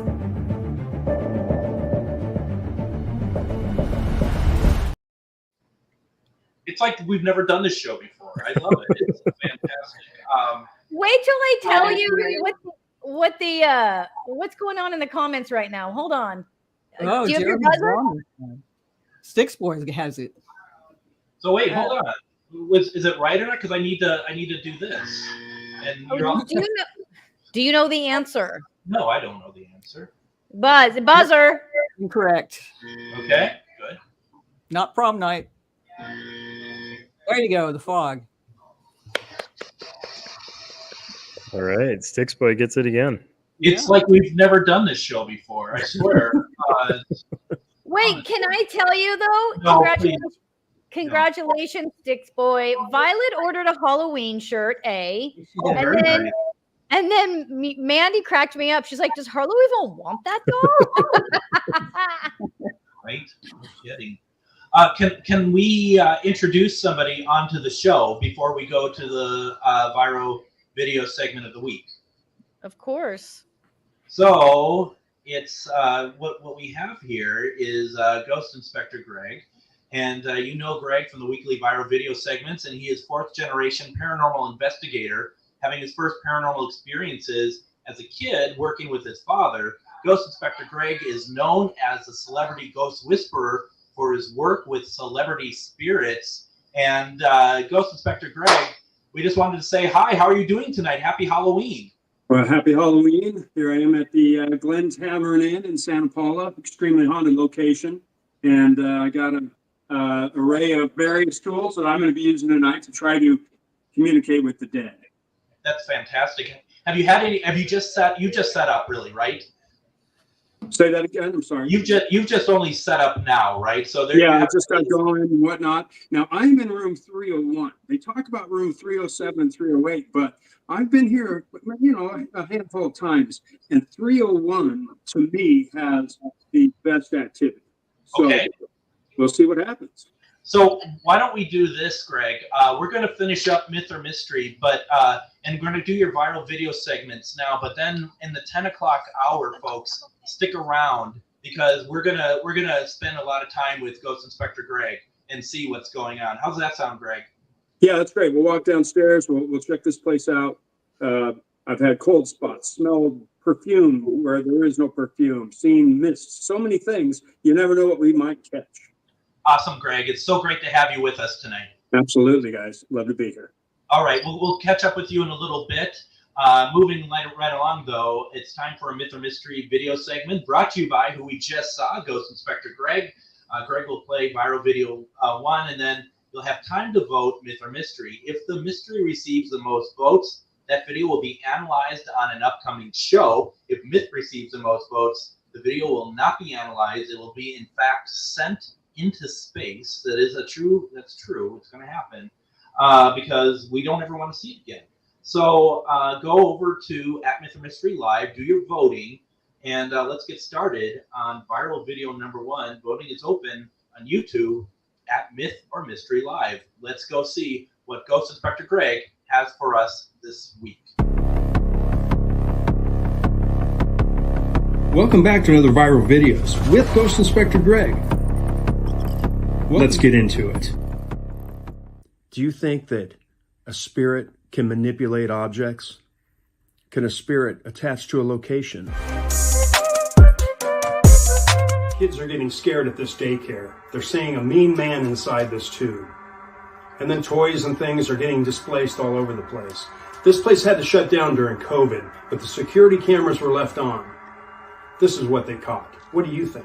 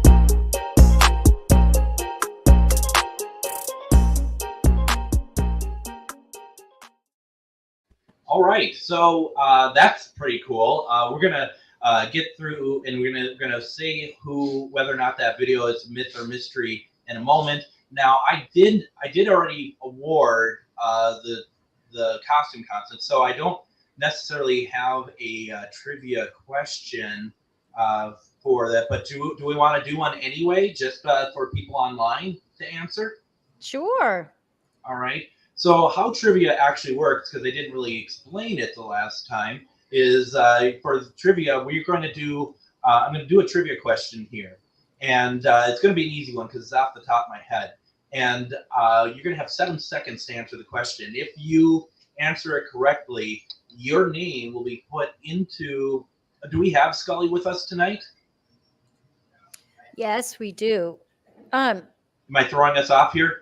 No, I just wanted to, I think we were having trouble with the voting on the polling. So I just wanted to see, just make sure that that comes up. If not, just hang tight. Harlow will let us know.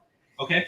So what's going to happen here is we're going to ask a question. You have 5 seconds to answer. If you get it right, your name gets put into Scully.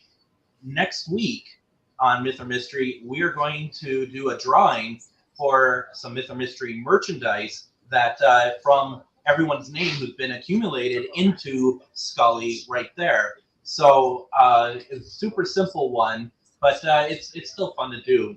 The question I have for you tonight is, what is the other series that is similar to Twilight Zone that Rod Serling has done?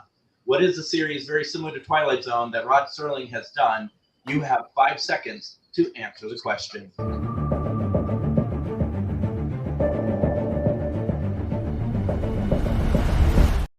All right, what is the series that Rod Serling has done that is similar to Twilight Zone, but it was after Twilight Zone? Do we have any answers in the comment section?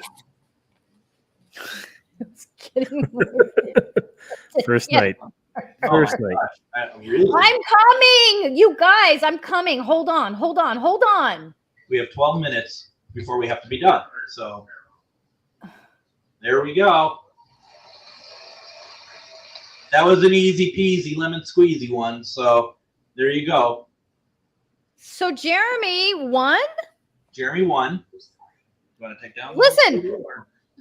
Listen, I'm still in shock that this doll hates me. So bear with me, okay? No, I don't find that as difficult to understand. Watch it. Quite frankly. All right. Jeremy gets his name in Scully. And next week, we all get to see if Jeremy wins. Oh, did you have your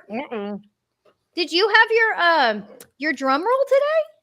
I do have it. Let me. I already dropped in Jeremy's. Hold on. We'll just take anyone out, and yeah. Well, let me get my snare drum. Okay, are you ready for this? I guess so, as long as ready.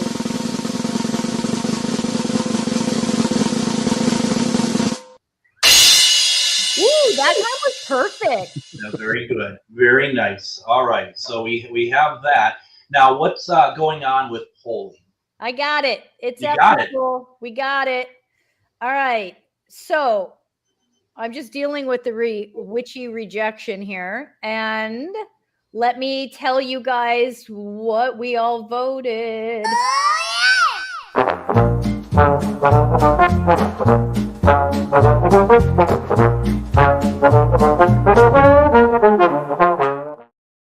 Now, I just want to say real fast that with the 300 Clifton right now, that there is an investigation going on where they're doing dowsing rods and they're getting orbs. So we just want to let people know. And in the 10 o'clock hour, we're going to get back to that.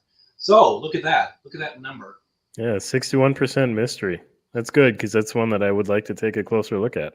Well, it's all about you, Ryan. It is. Yeah, Do you want to go? You want the doll to go live with you too? Apparently, nobody loves me anymore. Don't take it so personal. Maybe it's a time for reflection, right? Too late. Maybe to try to. I have my therapist. For I have my reflection. therapist on speed dial. So, you guys ready for our Myth or Mystery Halloween photo contest? You can vote for your favorite photos by going to YouTube at Myth or Mystery Live. We are doing that, right? Just want to make sure. Yeah, there's a photo contest for sure. So, because we have about 8 minutes left. So, with that being said, winners will be announced. We're not going to have time for image 2 tonight, so we're going to have to go ahead and just let people know. Let me know when people are ready to go and vote for the photo costume contest. And how does that work? How does that work? Okay, so we're gonna put the pictures up, and then you guys can go to where you vote for the videos, the same place.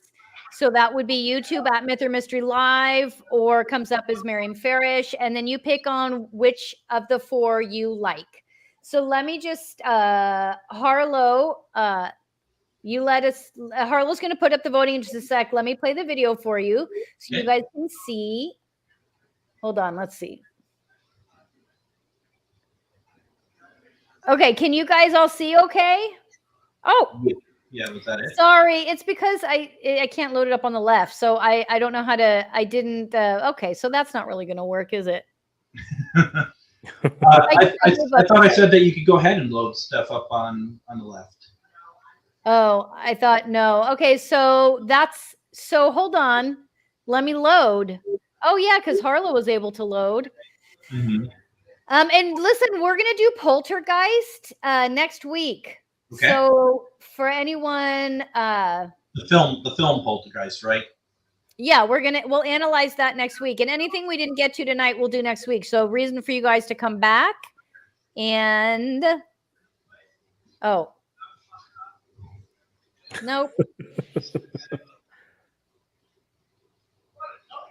Okay, so yes, there we go. So image number 1 is the horsey, number 2 is the kitty, number 3 is the dog, and number 4 I can't see without my glasses. It's the kitty who is a rainbow.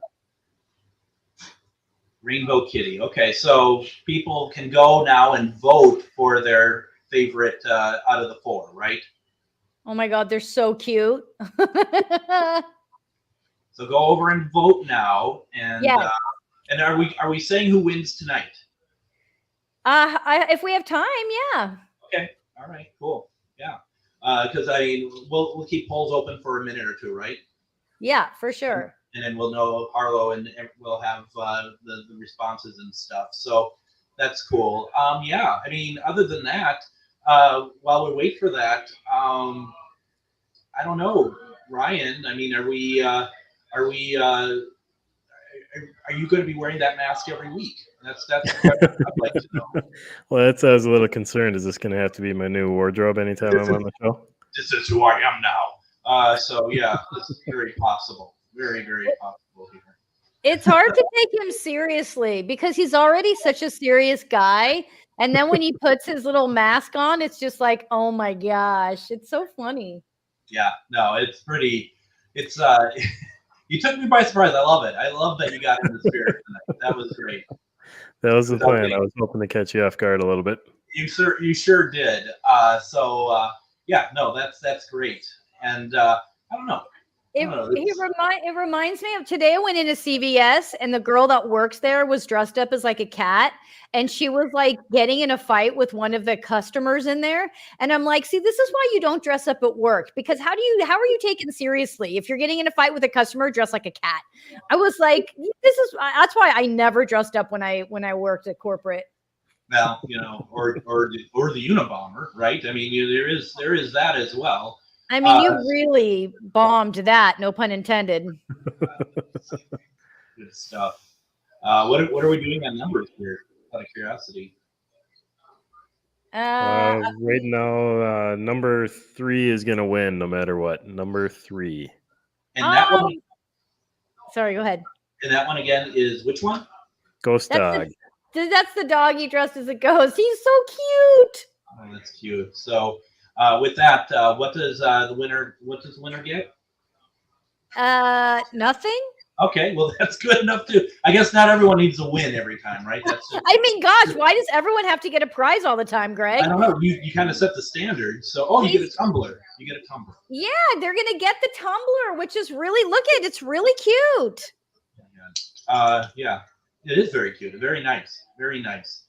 Should we take a look at the final scoreboard?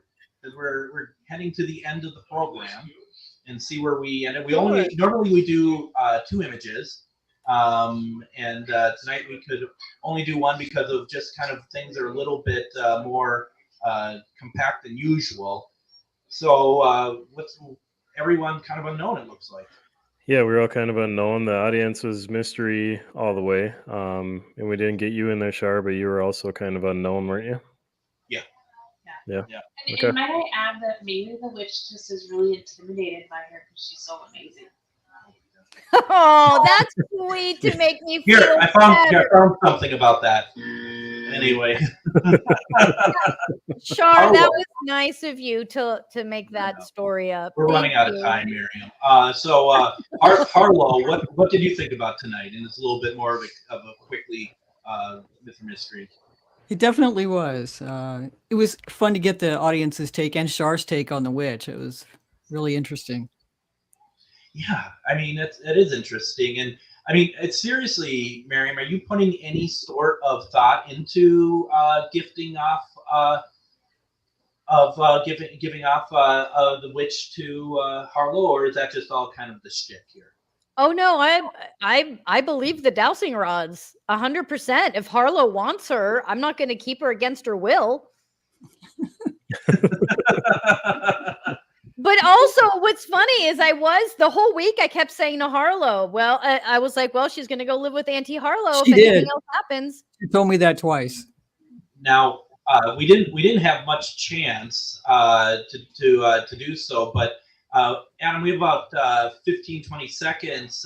What did you think about the witch stuff?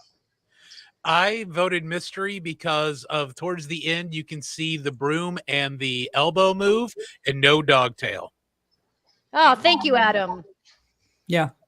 That's interesting. I'd like to also add that the winner of the photo contest belongs to Maddie, and she'll be getting that 12-ounce myth or mystery tumbler.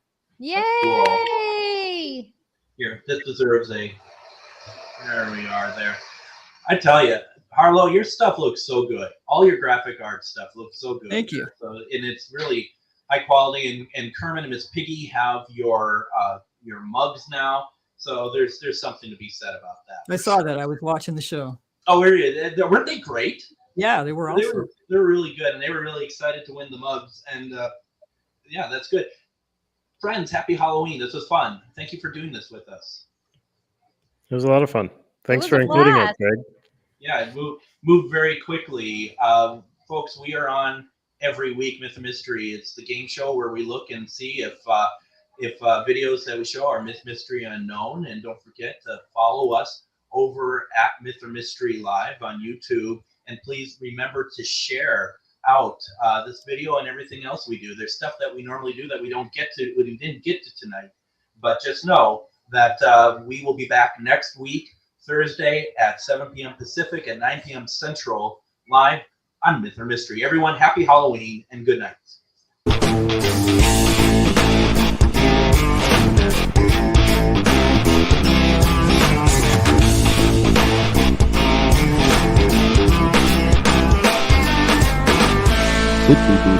Good dog. It's Brad Friedman, your friendly investigative blogger, journalist, and host of the Bradcast on AM 950, KTNF, St. Louis Park, Minneapolis, St. Paul, the progressive voice of Minnesota. Russians have been training North Korean troops with the intention of fully using them in frontline operations. Blinken also said Vladimir Putin's troops are suffering. Putin has been throwing more and more Russians into a meat grinder of his own making in Ukraine.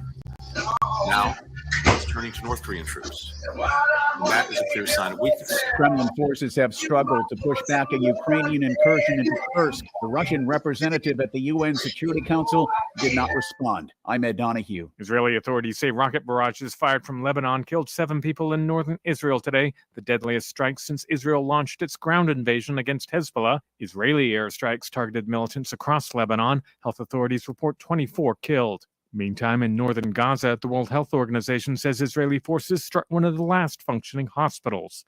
In the presidential campaign, Kamala Harris in Phoenix summing up the stakes. This is someone who is unstable, obsessed with revenge, consumed with grievance, and out for unchecked power.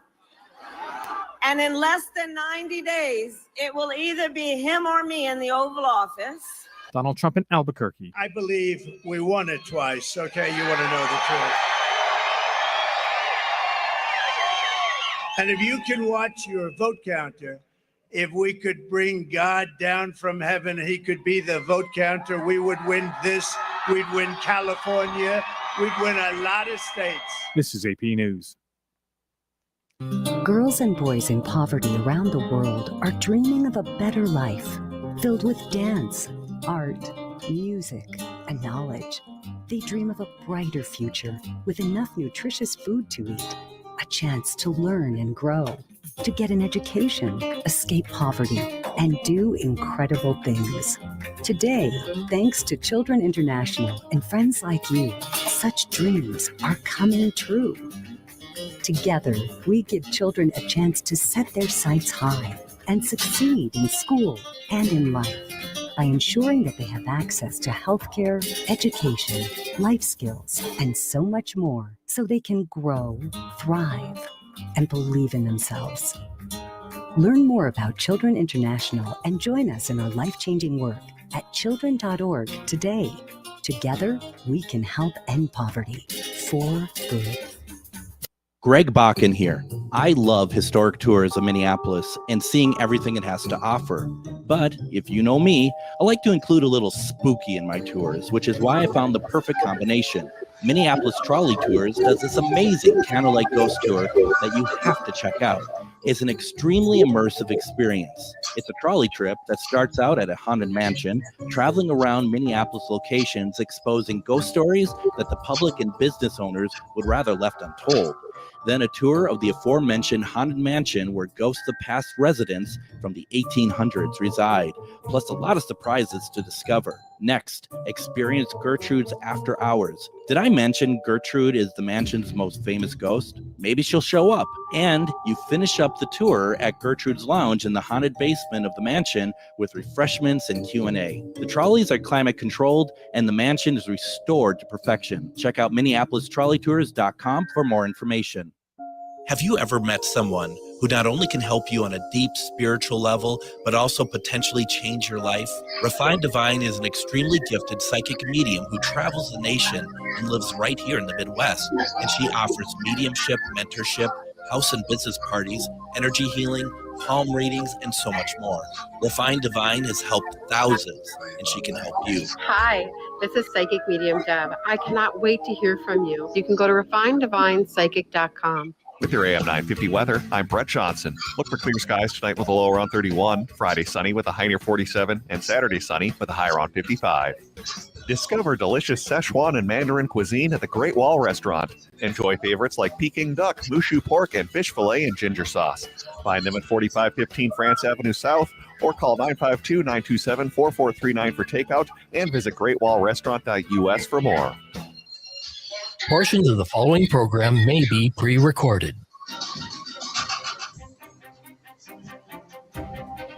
And welcome back to our very special Halloween episode of GhostBox Radio. We are live from the 300 Clifton Mansion in downtown Minneapolis, and we're getting notes from the investigators that we are getting paranormal activity. Before we cut back to everybody, though, I do want to kind of let people know that tomorrow you can come over to the Rogue Buddha Gallery over in northeast Minneapolis, next to the Ritz Theater over by the P&A, by the Northeast Social. And I'm going to be speaking tomorrow at 7 p.m.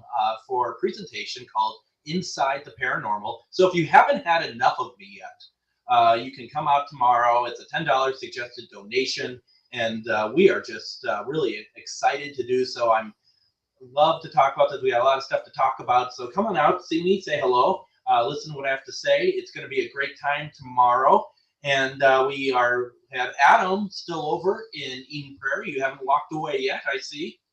Not quite yet. It was kind of scary, if you will, when I walked upstairs before the beginning of Myth or Mysteries. It's been here for a while, so yes, I had to use the restroom. But as soon as I got to the top of the steps, you know, that air diffuser or the diffuser there on top of the desk went off as soon as I got up the steps. And I'm a fat man, but I jumped. Oh, well, you know what? I mean, and that's, you know, what's gotten me with that is the scent, because like, if you don't hear it and you're just like, where did that scent come from? What was that? You know what I mean? It's just like, that is really, really off. And, any equipment go off at all tonight for you? Nothing has gone off. I haven't checked my recorder yet. I'll be doing that tomorrow. But as of right now, the REM pod hasn't gone off. I've gotten a couple of cold chills through here, and you know how stagnant it stays down here. That to me has been really the only thing. But the real proof in the pudding, if we got anything tonight, will be when I listen to that recorder over the weekend and see if I have anything to report back on Wednesday. Absolutely. So what I'm going to do here, I think, is at some point, I need to go back to one of the rooms in the 300 Clifton because there is activity happening. But I think in the meantime, I want to go over to Ghost Inspector Greg because he's been patiently waiting. And Greg, how are you doing over there? Doing good. Just kind of been poking around a little bit, trying to get this link going, and we'll see what happens. But I got my favorite tools here, so whenever you guys are ready to get into it. Sure. Now the link that's Jake Prather, isn't it? No, that is Katie. Okay. All right. Sorry. So do you want to try anything, or do you want me to go to somebody else and come back to you? What would you like me to do? Why don't we do that real quick? I'll get set up and we'll shut these lights off. We'll see if we can communicate. So I'll know that it's time to come back when I see there's no lights on, correct? That's it. Okay. Absolutely. I'll come back in about 5 to 7 or something like that. How's that? Sounds good.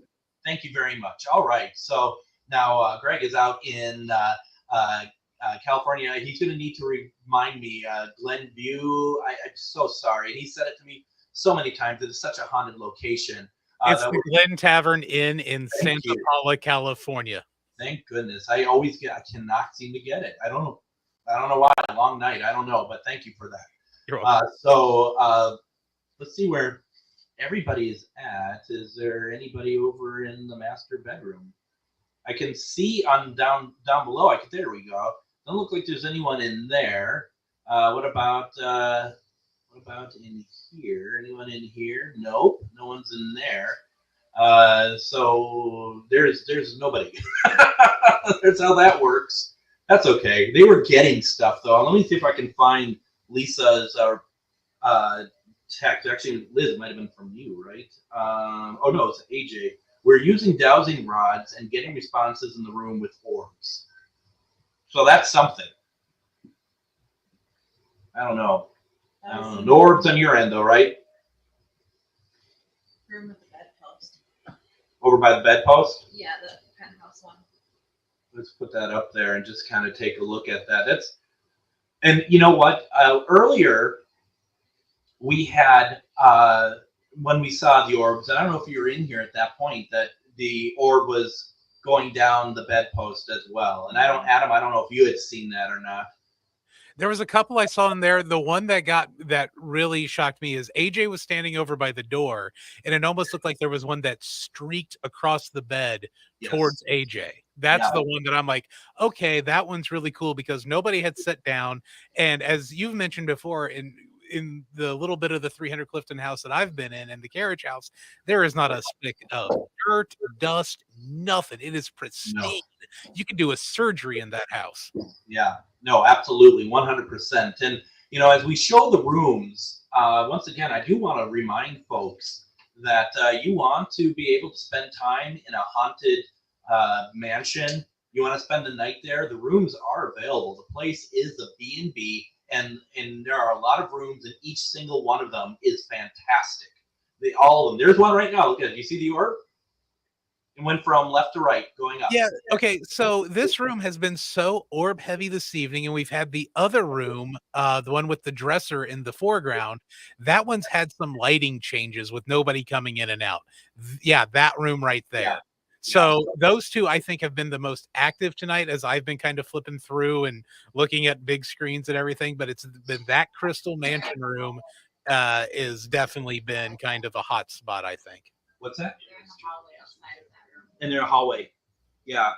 Are you saying that for like the different, like the color variation, like maybe people are walking past it, or? I could see them in the doorway. Yeah, there was. I saw that too. Yeah. Mm-hmm. Yeah. This is really quite the extraordinary evening, and it's I mean it's really a lot of fun. Oh, see, I'm not watching. I told Lisa. Lisa said to me, "I'm going to put my comments in the comments for the live," and then I haven't looked at any of them, so I apologize. So I see what you're talking about. I haven't gone to the comments in a while since Myth or Mystery. So yeah, it's this is you guys got to check this out. I mean, this is pretty crazy. I love this place. I want to come back and I want to do more. And there's more places, Adam, that we haven't actually been able to get into yet. So there's more mysteries, if you will. Oh gosh. That made me jump. I'm right. Jump. Oh my God. We're finally it's contact, you know. It's happening. It's happening. It's Char. It's just Char. That's all. And then nothing just. It's just that's pretty fun. So yeah, you know, and that's just it. They're having this, you and I, we're doing the heavy lifting tonight, okay? And they're out there, they're just investigating to their heart's content in a mansion. What do you think about that, huh? Yeah, and from the sounds of it, you guys even had pizza. All I had is a couple of monsters and a banana. I mean, come on, guys. Let me tell you the truth. I have not eaten yet. So I have not had anything myself. In all honesty, though, even when I've done the couple of investigations with you, there's no way I could have eaten before. I don't know. It just feels like I don't want to feel that heavy going in there. So I'm gonna let's eavesdrop on what they're doing in the Crystal Mansion room. What do you think of that? I think that's a good idea. All right, let's see.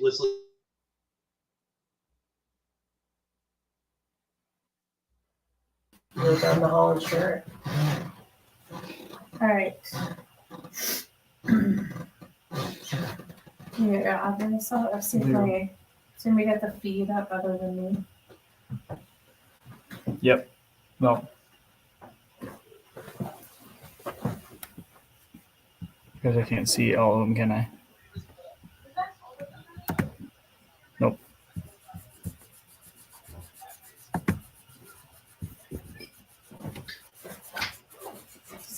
Somehow it keeps losing connection To the feed? to the internet. Oh, the internet? So I don't know why. You're using like a spirit box? Yeah. So I'm gonna go grab. I have a little S7 if you want to use that. What? Okay, we are live. So just so you know.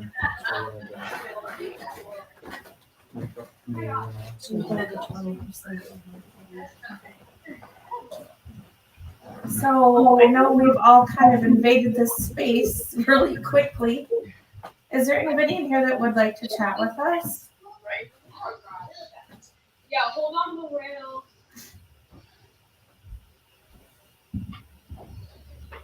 You even got a cup too. That's a person.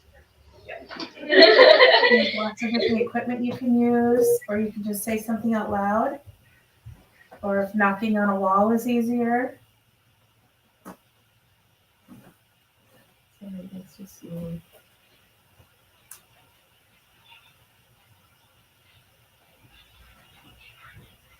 Is that the SB7?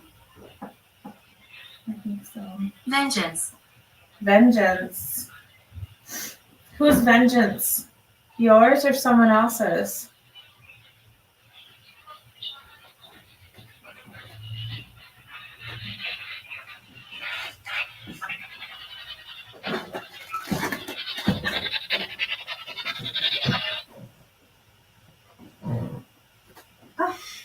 It just died.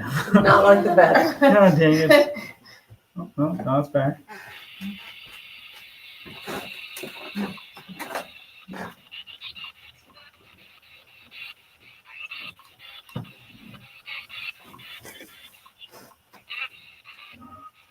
Okay. Here it goes.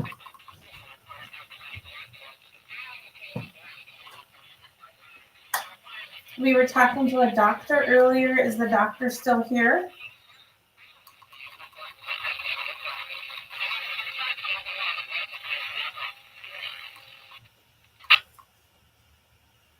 Not staying on. Just put new batteries in you. So we're having some equipment malfunctions in here. Yep. It's getting vengeance. It's getting vengeance. Yes. Vengeance on us talking so much. Welcome to Paranormal Investigating, where you're going to spend a bunch of money on batteries only for them to immediately die. So you buy more batteries. You look like that guy at Target with like 1,200 batteries. I am Eliza. Hi, Eliza.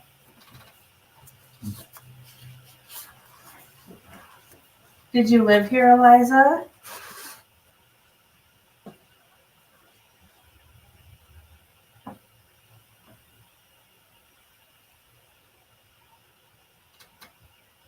Is there something about this room that you can tell us about? Can you describe something in the room?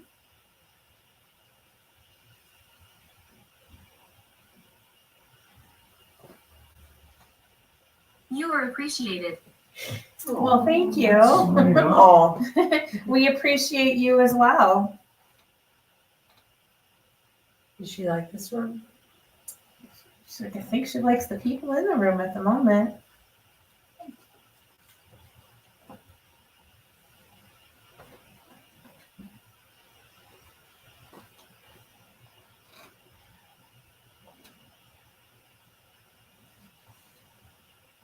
Is there something else you can tell us about this house?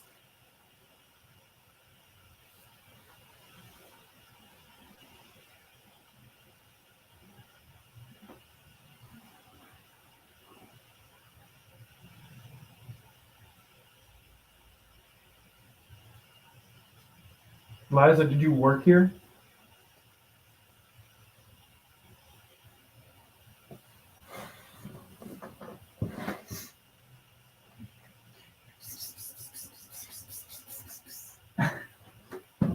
You're going to drive me nuts later.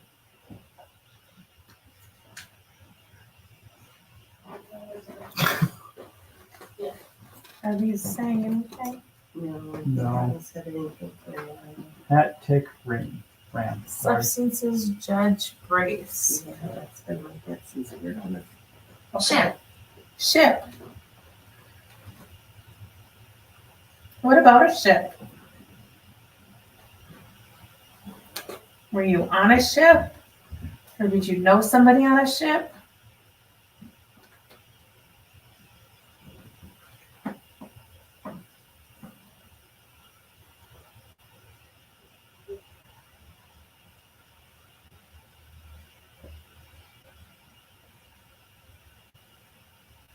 Are you from Minnesota?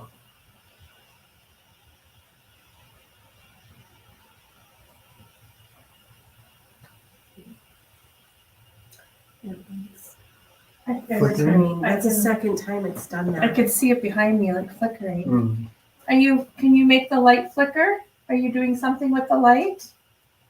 Is that easier for you to do?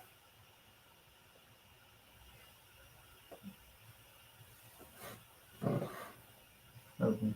Sorry. I've heard that you like to play with the lights in the house. Is it easier for you to play with the lights? Change them? The crystals are moving. I am Damien. Oh, that's not good. You see it too, right? They're moving. Try just a little bit. Like, Just ever so slightly. That one is moving. can you move those? No, there's no breeze. No, these ones aren't moving. Did something happen? Concentrate. Is it like you guys know, like a pendulum? Which way is it going? Can't tell what. Who I has the see it. dowsing rods? No, I just run back upstairs. I see it. And go get them. Okay, can you go grab them? You can see it? I can see it. Okay. Are you moving these? Can you move them a little bit more? Moving back. It's now moving. Mm-hmm. Very cool. Thank you.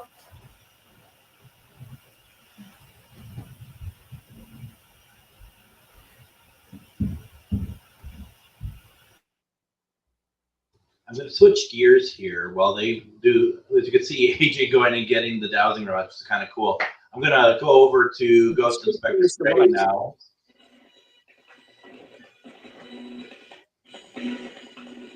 Over at Glen Tavern in California. The man who died in this room.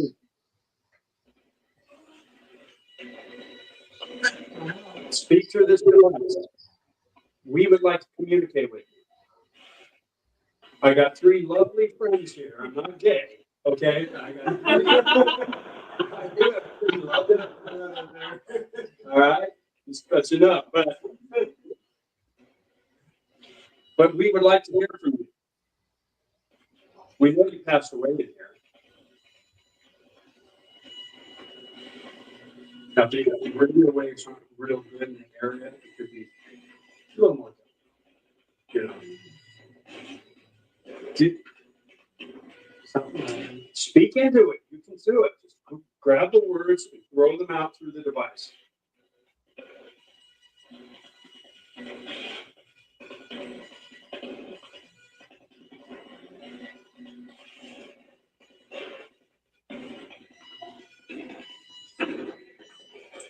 If you're there, you can speak to us. That's a great. No.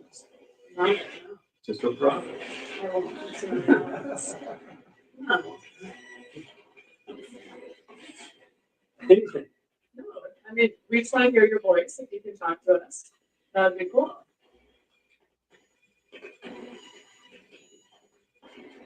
We came all this way to talk to you. You can talk to us.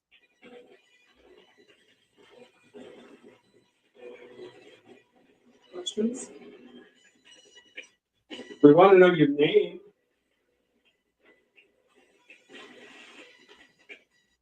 And how long you've been here for? All right, I am skeptical. Can you prove you are real? Move something, say something, or do something to prove you're real. I dare you. Okay, so go over there in that corner and honk that pig. I was waiting for somebody to say that to me. Honk that pig. That's almost dirty. Was Damien 5 years old when you knew him? 6? Thank you. Did Damien grow up to be an adult? Yes. Oh, I saw that light flicker. Did you guys catch that? Mhm. Okay. Damien, are you here with us? Don't think so. Earlier, I talked to a doctor. Is the doctor still here? Yes. Doctor Sam. I don't think so. Doctor, I think your last name is Douglas. Is that correct? Yes. Okay, Dr. Douglas, are you needing some help? No. Dr. Douglas, do you know who They do Damien is? witchcraft. Oh, they do witchcraft. Who does witchcraft? Do you guys do witchcraft? They do not. I'm just kidding. It was pointing that way. By that direction, looks like it. Okay. Who in the room is doing witchcraft? Okay. Yes. That's okay. Yes. It's all good. No harm to anyone. No harm at all. They don't do it with any harm. Okay. Well, maybe they get a little angry and they do something. I don't know. Yes. Finding spells about the worst. All right. All right, Dr. Douglas, you've been reaching out all night. Do you need help? Are you the one that's seeking vengeance? Yes. Dr. Douglas, does the name Damien mean anything Take a to left. you? A left. Take a left. Your What am I doing on the left? His left, your left. It's the witchcraft. Oh, I see. Are you wanting the ladies to do some witchcraft in your vengeance?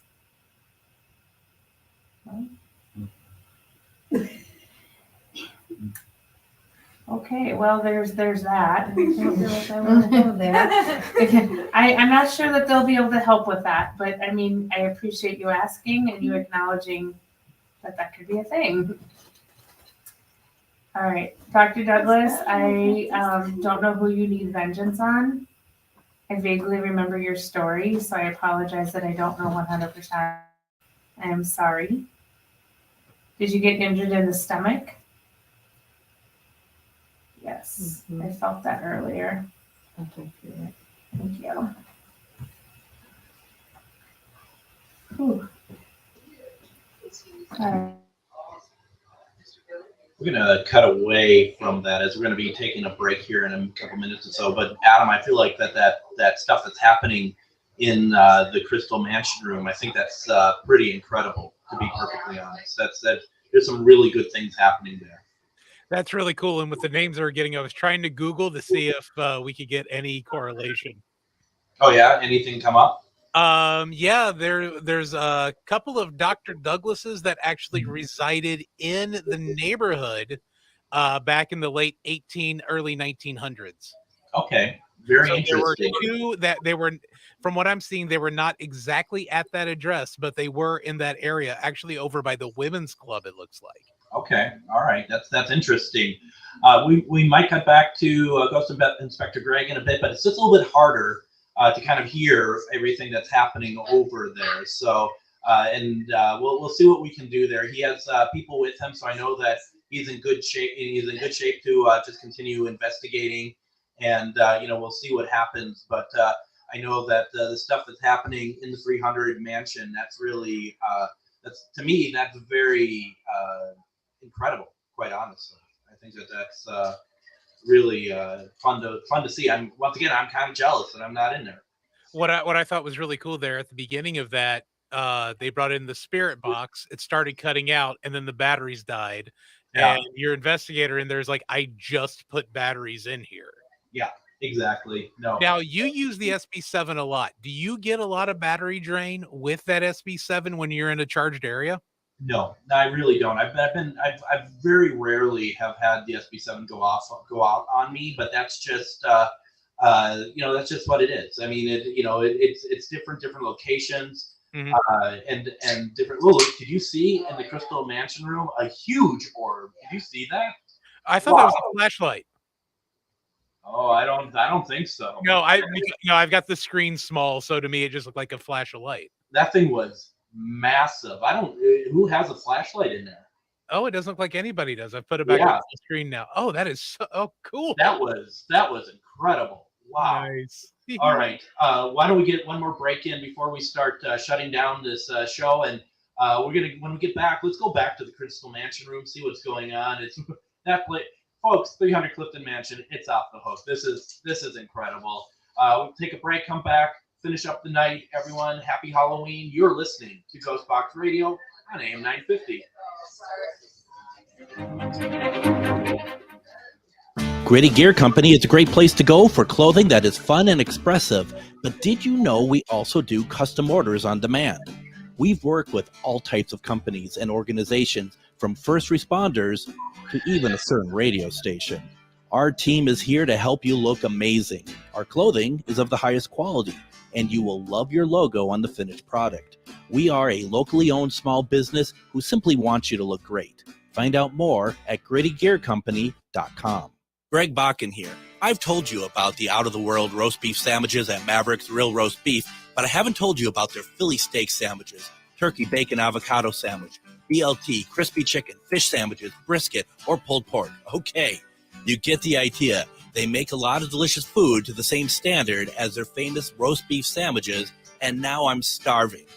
I'm going to go to Maverick's Real Roast Beef off Lexington and Roseville, and you need to go too. Check out their menu at mavericksbeef.com. Are you one of thousands of individuals who know you have psychic abilities but don't know how to tap into your higher self?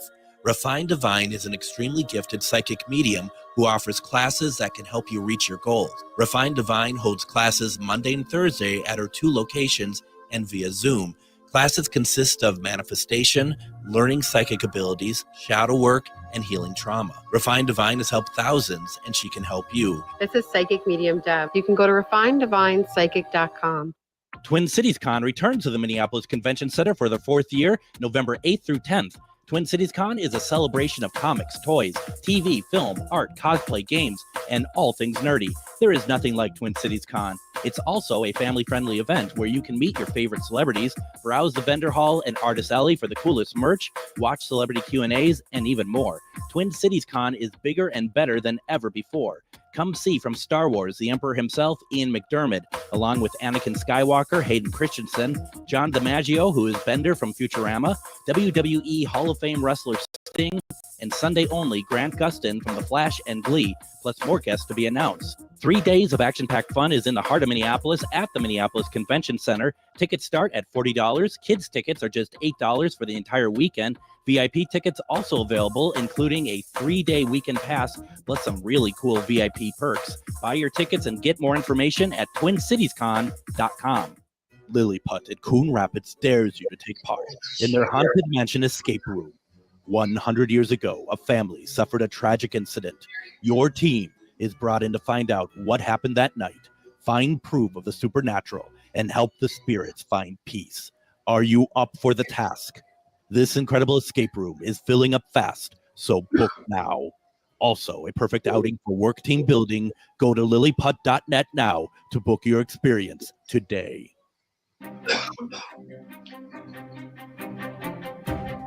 And happy Halloween, everybody, as we are in the final throes of our special Halloween episode of GhostBox Radio here. Thank you very much for all those who have been hanging out with us all night. I hope that has been a great Halloween for you, and that you were able to get some good candy, or that you spent it with us and that you were enjoying it.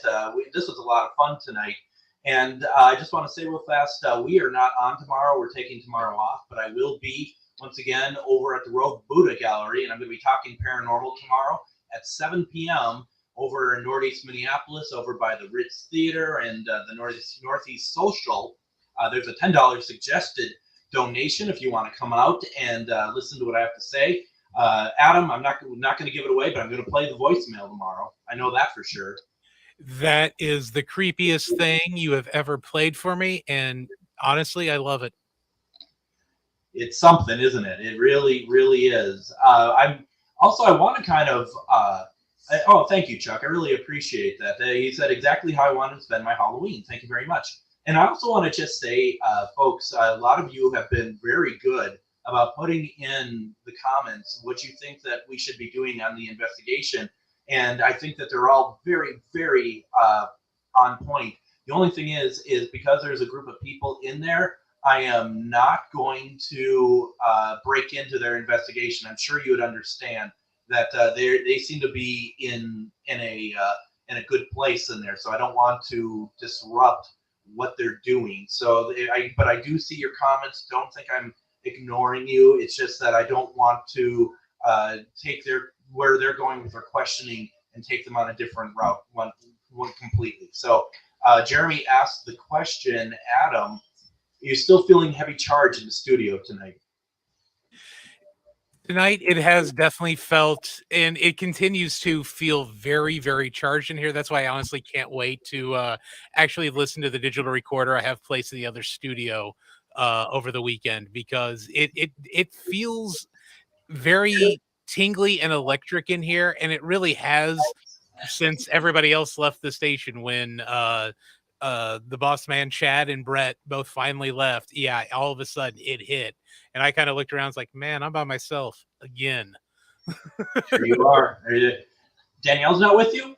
Nope, she's not. She took the kid and her friend out trick-or-treating tonight, so it's just lonesome old me here until the wife comes and picks me up. So hopefully I can make it this next hour without anything really spooking me. Well, no guarantees, right? That's the way I look at it for you. Now, Jeremy wanted to know, is there a REM pod in there? What else do you have in there? Why don't you just go through that again real fast and let folks know what kind of paranormal equipment you have over at the studios of AM 950? Well, I only brought a couple of pieces with me tonight. I have the digital recorder that if you folks were watching on Wednesday in the studio Greg was setting in, I have my digital recorder in there with all the sound turned off. All the headphones are turned down, so it's not picking up anything else. The only other thing I brought with me, I was going to bring my K2, but I'm surrounded by electricity, so yeah, that's constantly going off. But I did bring my REM pod, which hasn't gone off, but if it would...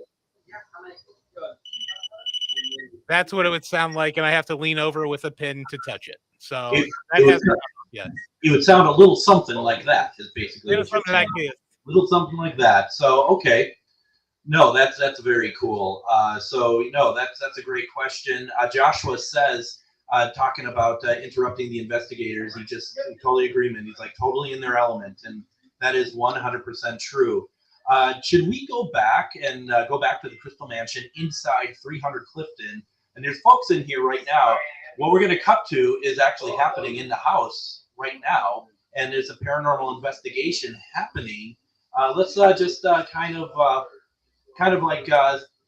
of eavesdrop and see where they're at. I'm gonna be quiet, and we're gonna listen to what they have to say. That's no.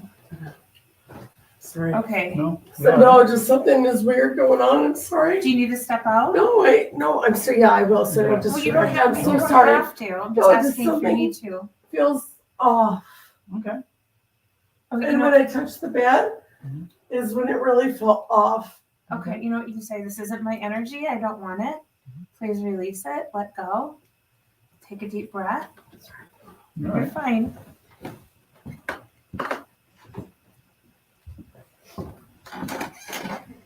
All right. What is this? These are longer than my normal ones. I'm like, okay, what? Are you trying to talk to me? Do you know me? Do I know you? Yes. All right. Is this somebody I knew in this life? Yes. Do you have something to do with this house? Filming. Yeah. Filming. Step outside. No. I don't know what that means. Filming. I Yeah. Are you reaching out to somebody that might be watching right now? Are you trying to reach somebody in the room? I don't want to be dramatic at all. I'm just jumping in here real fast just to say, because Joshua has a comment. Somebody check on the girl. There is somebody with her, just so you know. And that's a little bit of kind of how things work on these things, Adam, as we're watching. That sometimes the energy can get, whether it's not bad energy, it doesn't have to be bad energy, but it is something that people have to be very concerned about, not concerned, but prepared for, that things can happen where the energy can just be overwhelming. Yeah, and like you said, it doesn't have to be a bad energy or anything like that. It could just be an energy trying to get close, and it just kind of makes you feel off, as it sounded like the investigator was saying in there.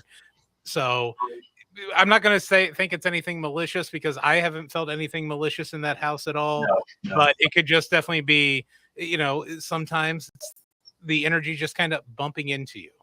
It is, and that's the thing that when you're not an investigator per se, but you're doing this and you've not done it before, that sometimes it's energy that you're not used to, that you're not familiar with, and so when it's just as if you're not expecting it, and say like a cat walks by and they brush up against you, you're not expecting it. It takes you off guard. It's not bad. It just takes you off guard, and that's Correct. all that's really happening really here. Yeah, it's like when we did the Masonic Lodge a couple of years ago in September, and I just kind of felt uncomfortable in one of the rooms. It was nothing malicious. It was just I was not used to that feeling on an investigation. Yeah, as simple as that.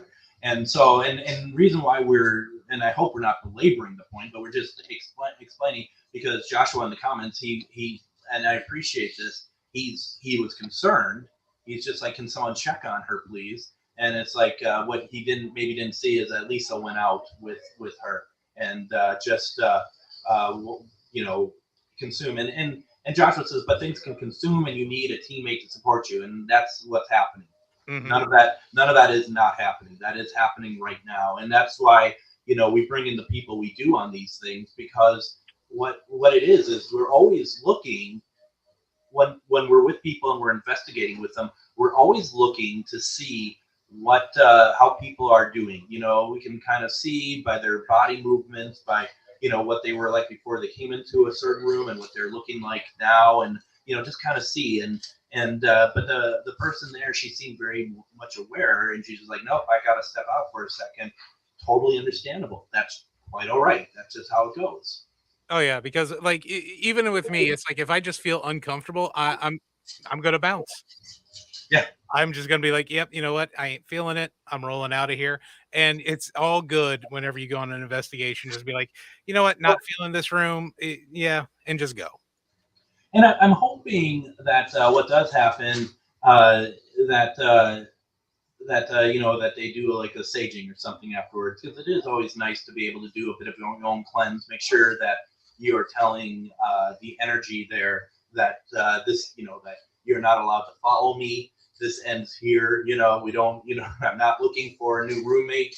You stay here. I'll go my own way, and maybe someday we'll all get back together again and do another investigation or something. That's just how it works. Yep, just leave it. Yep, you're 100% right. Yeah. I mean, it's really interesting. I feel bad that when we cut back in, it was at that moment. Just because it's like, I mean, it's just, and it wasn't bad. It was just like surprising, but that's just kind of how that's what some of these investigations are like, and it's I hope that she takes away from it all, though, that this was just not nothing nasty. It's just energy, and that's what energy does sometimes. But it goes to show the 300 Clifton is not disappointing tonight. Oh, it's not. And a good saging after any investigation, I do recommend. Very much so. You really do want to make sure that you're taken care of, and that energetically, and you also want to make sure that you're taken care of before coming on an investigation as well. Even as simple as just like be able to kind of ground yourself and be able to be like, this is really, this is, I'm ready for this. I'm ready to talk to spirits, but I'm also not going to have them, stick with me, or I'm not going to let them affect me. This is me. So yeah, it's interesting. Yeah, totally call down that protection before you go in a place. That's definite something that I learned from you and Shar right off the bat. It's so important, and and I learned from bad experience. I've had attachments on me for 3 months one time because of everything, and it was just and it's scary. And if you don't have someone to help you, as Josh was pointing on, having the support system and whatnot, and that was when I was at Velisca. If I don't have the support, then it's not going to. You're going to be lost. That's why the number one thing we do on our investigations is make sure that there is a support system in place for people who've never done this before, so that there is not a bad thing. But it's also a good reminder for some of the people who, they like what we do. They like investigations and stuff. They get their own equipment and they sit in a room and they just start using it. That's may not be the best thing. You want to make sure that you know how to use it to a certain degree, and you really need to know what to do to get yourself ready for any sort of investigation. Because if you don't have that support system, and next thing you know that you feel like that you might have an attachment or something, if you don't have it, that's a bad place to be. So that's why we have this support system here tonight. I think I broke Adam. He no longer wants to talk. He's like, I can only speak for 3.5 hours, not 4. I'm sorry. No, I'm sorry. I got to paying attention to one of the screens. Which one are you looking at? I went back to the crystal room. It looked like Shar had put something on the bed. I wasn't sure if they pulled out a new piece of equipment or not. Well, let's go and see what they're up to and just get more into their investigation a little bit. Does that help? Do you need more information?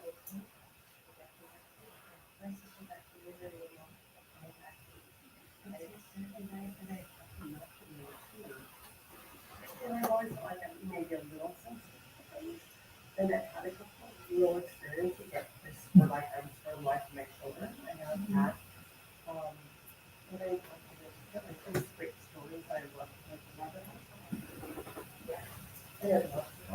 that's why You mentioned the name Taylor. Is there a Taylor in the room? Yes. Anybody named Taylor? Yeah, about the application too. Was somebody a tailor with like clothing? Unknown. Okay. And it came up TAYLO. Is Arias with you? I was just gonna say that. I was like, how can I word this about Taylor Swift? Please no. He said he wanted his music, okay?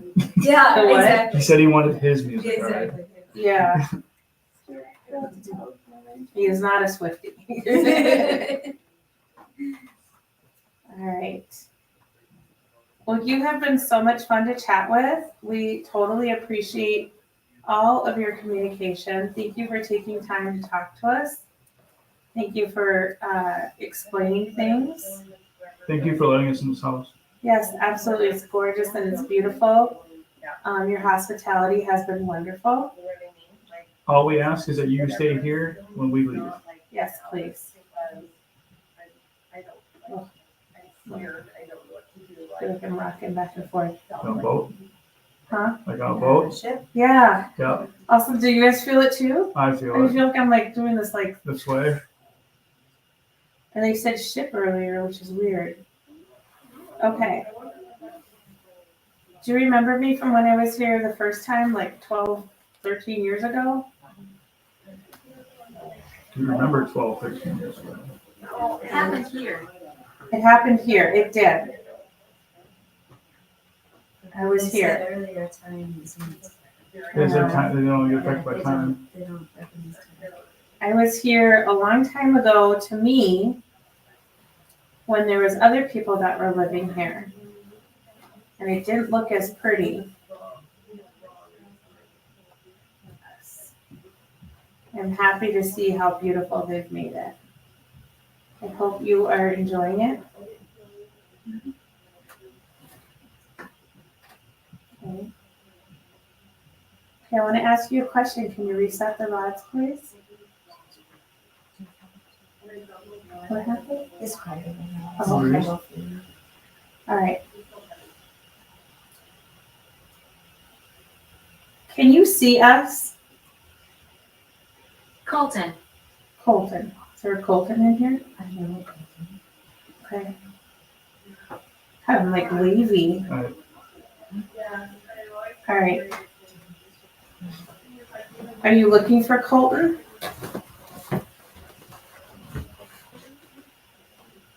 Is Colton on this side, or is it or he over on your side? On your side. Is Bathroom. this? He's in the bathroom. Do you need somebody to go into the bathroom? Hello? Can you ask if there's somebody over here? Can you show me where you're standing in the room? Are you in here? Can you show me where you are?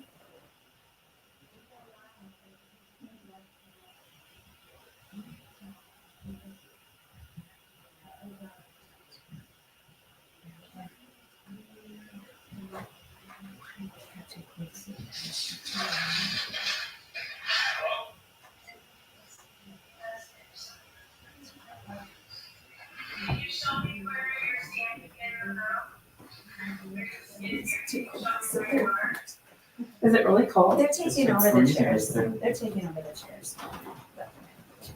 It's just got too cold. Oh, it's kind of cooler over here. It wasn't earlier. It just happened. It was fine before. Oh, did you need the chair? Yeah, sit down. Like my butt is cold. Leave my butt alone. All right, does anybody want to ask a question? We show as lights. We show as lights. Did we see you earlier when we were talking about you upstairs? What is up with these? You kept hugging me too.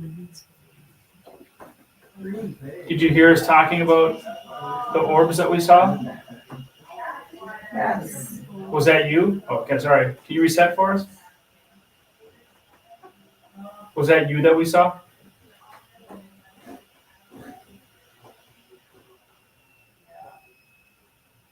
Yes. Yes. Well, thank you for showing yourself to us. Yes.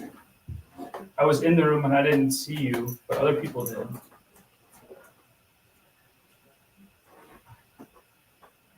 Can you do it in this room?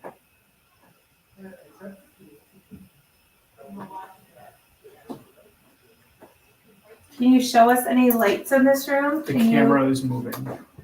The camera is? The camera was just moving, like a lot. Really? Yeah. Which camera? So this camera here. Yeah. So we're looking at ourselves right now. Yeah. It was literally like moving. Oh. Can you move that round thing on top of the lights. cabinet again? Can you move it? So 10:53.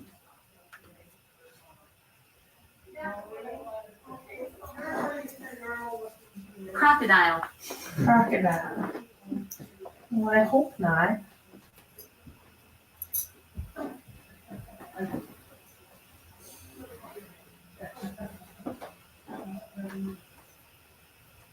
Is there any of you guys want to go to another room? What are you feeling? I don't know, to be honest with you. Notice how we're just kind of moving. I know. They took over. Somebody's over. It was fine the longest time, then all of a sudden it just got cold. Interesting.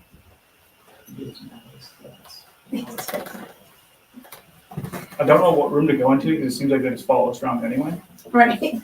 I know. But Eugene is definitely in every single room you're going to. So He had brought that up earlier too, and I was like, yeah, could be. Especially when they're Facing each other. Yeah. Yes, kind of like a recipe for a portal or something. how about you guys? Where do you guys want to go in the 2 floors we have? We're gonna break away there because we're coming to the end of our show, Adam. We're just about done here already. Which is good because my camera's about to die. Is it? Well, you planned Yeah. that well. No, I'm just kidding. It's, Just turned red. It's turned red. It's saying that the show needs to end for the night. That's when the camera goes red, it means it's time to go. That's the old radio. No, that's never been anything. It can give us another 4 minutes and 40 seconds. That's all we're asking for here. But we'll still be able to hear you. So that's the main thing. Oddly enough, though, just as we were wrapping out of there, it legitimately got chillier in here, and the room across from me got darker. Well, that's something you'll have to deal with for the next hour when you finish up everything alone at that station. So, like I said, I cannot wait to check that recorder. Yeah, no, that should be good. I hope you get something. Let me know, and we'll put some time together for the show and play some of that off. As we are wrapping up here, I do want to just quickly do a few thank yous.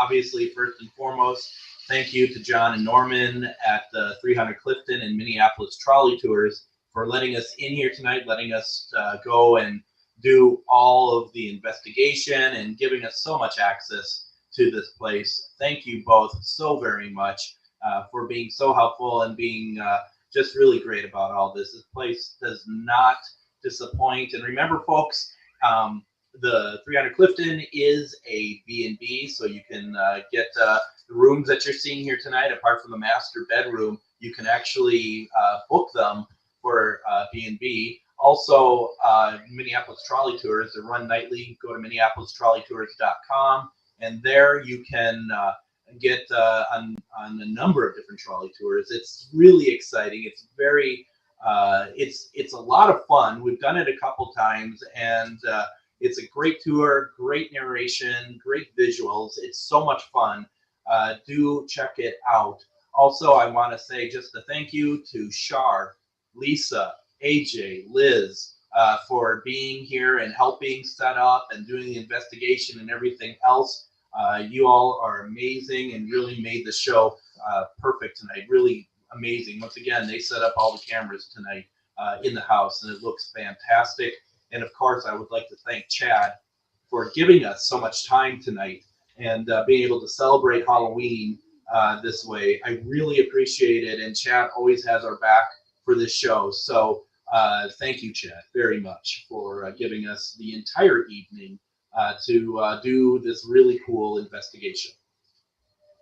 So yeah, I mean, that's about, that's where we're at. And, as you can see down below, if you're watching us on Facebook, they're still investigating. They're going to do it for a little while longer. And, I think, Adam, you and I, even though we're not together, we're probably going to find a bite to eat somehow, because we haven't eaten all night. We haven't moved all night. So. Yeah, but doing these is so well worth it. And I would like to echo, thank you so very much, the owner of AM 950, Chad Larson, for the opportunity to do this. Second year in a row we've been able to do this. Thanks to your Myth and Mystery crew. Absolutely love that show. Mm-hmm. Thanks for having those folks on and introducing that to the AM 950 listening audience. Thank you so very much for that, Greg. That was great. That was fun, and if you enjoyed that, let us know that if you were listening and you enjoyed Mr. Mystery and you'd like to hear it on again.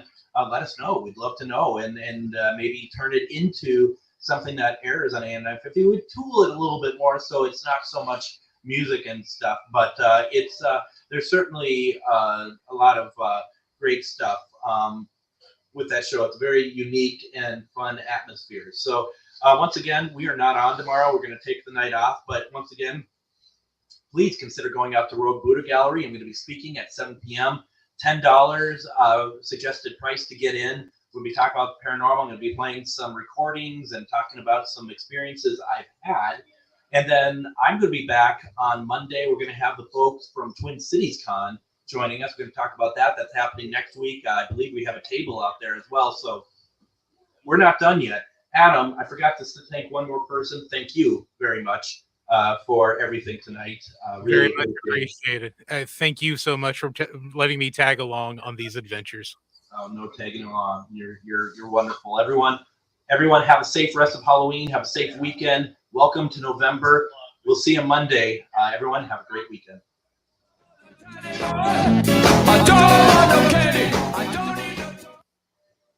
Hi, Matt McNeil here. You're listening to the best progressive radio in Minnesota. It's AM 950, KTNF, St. Louis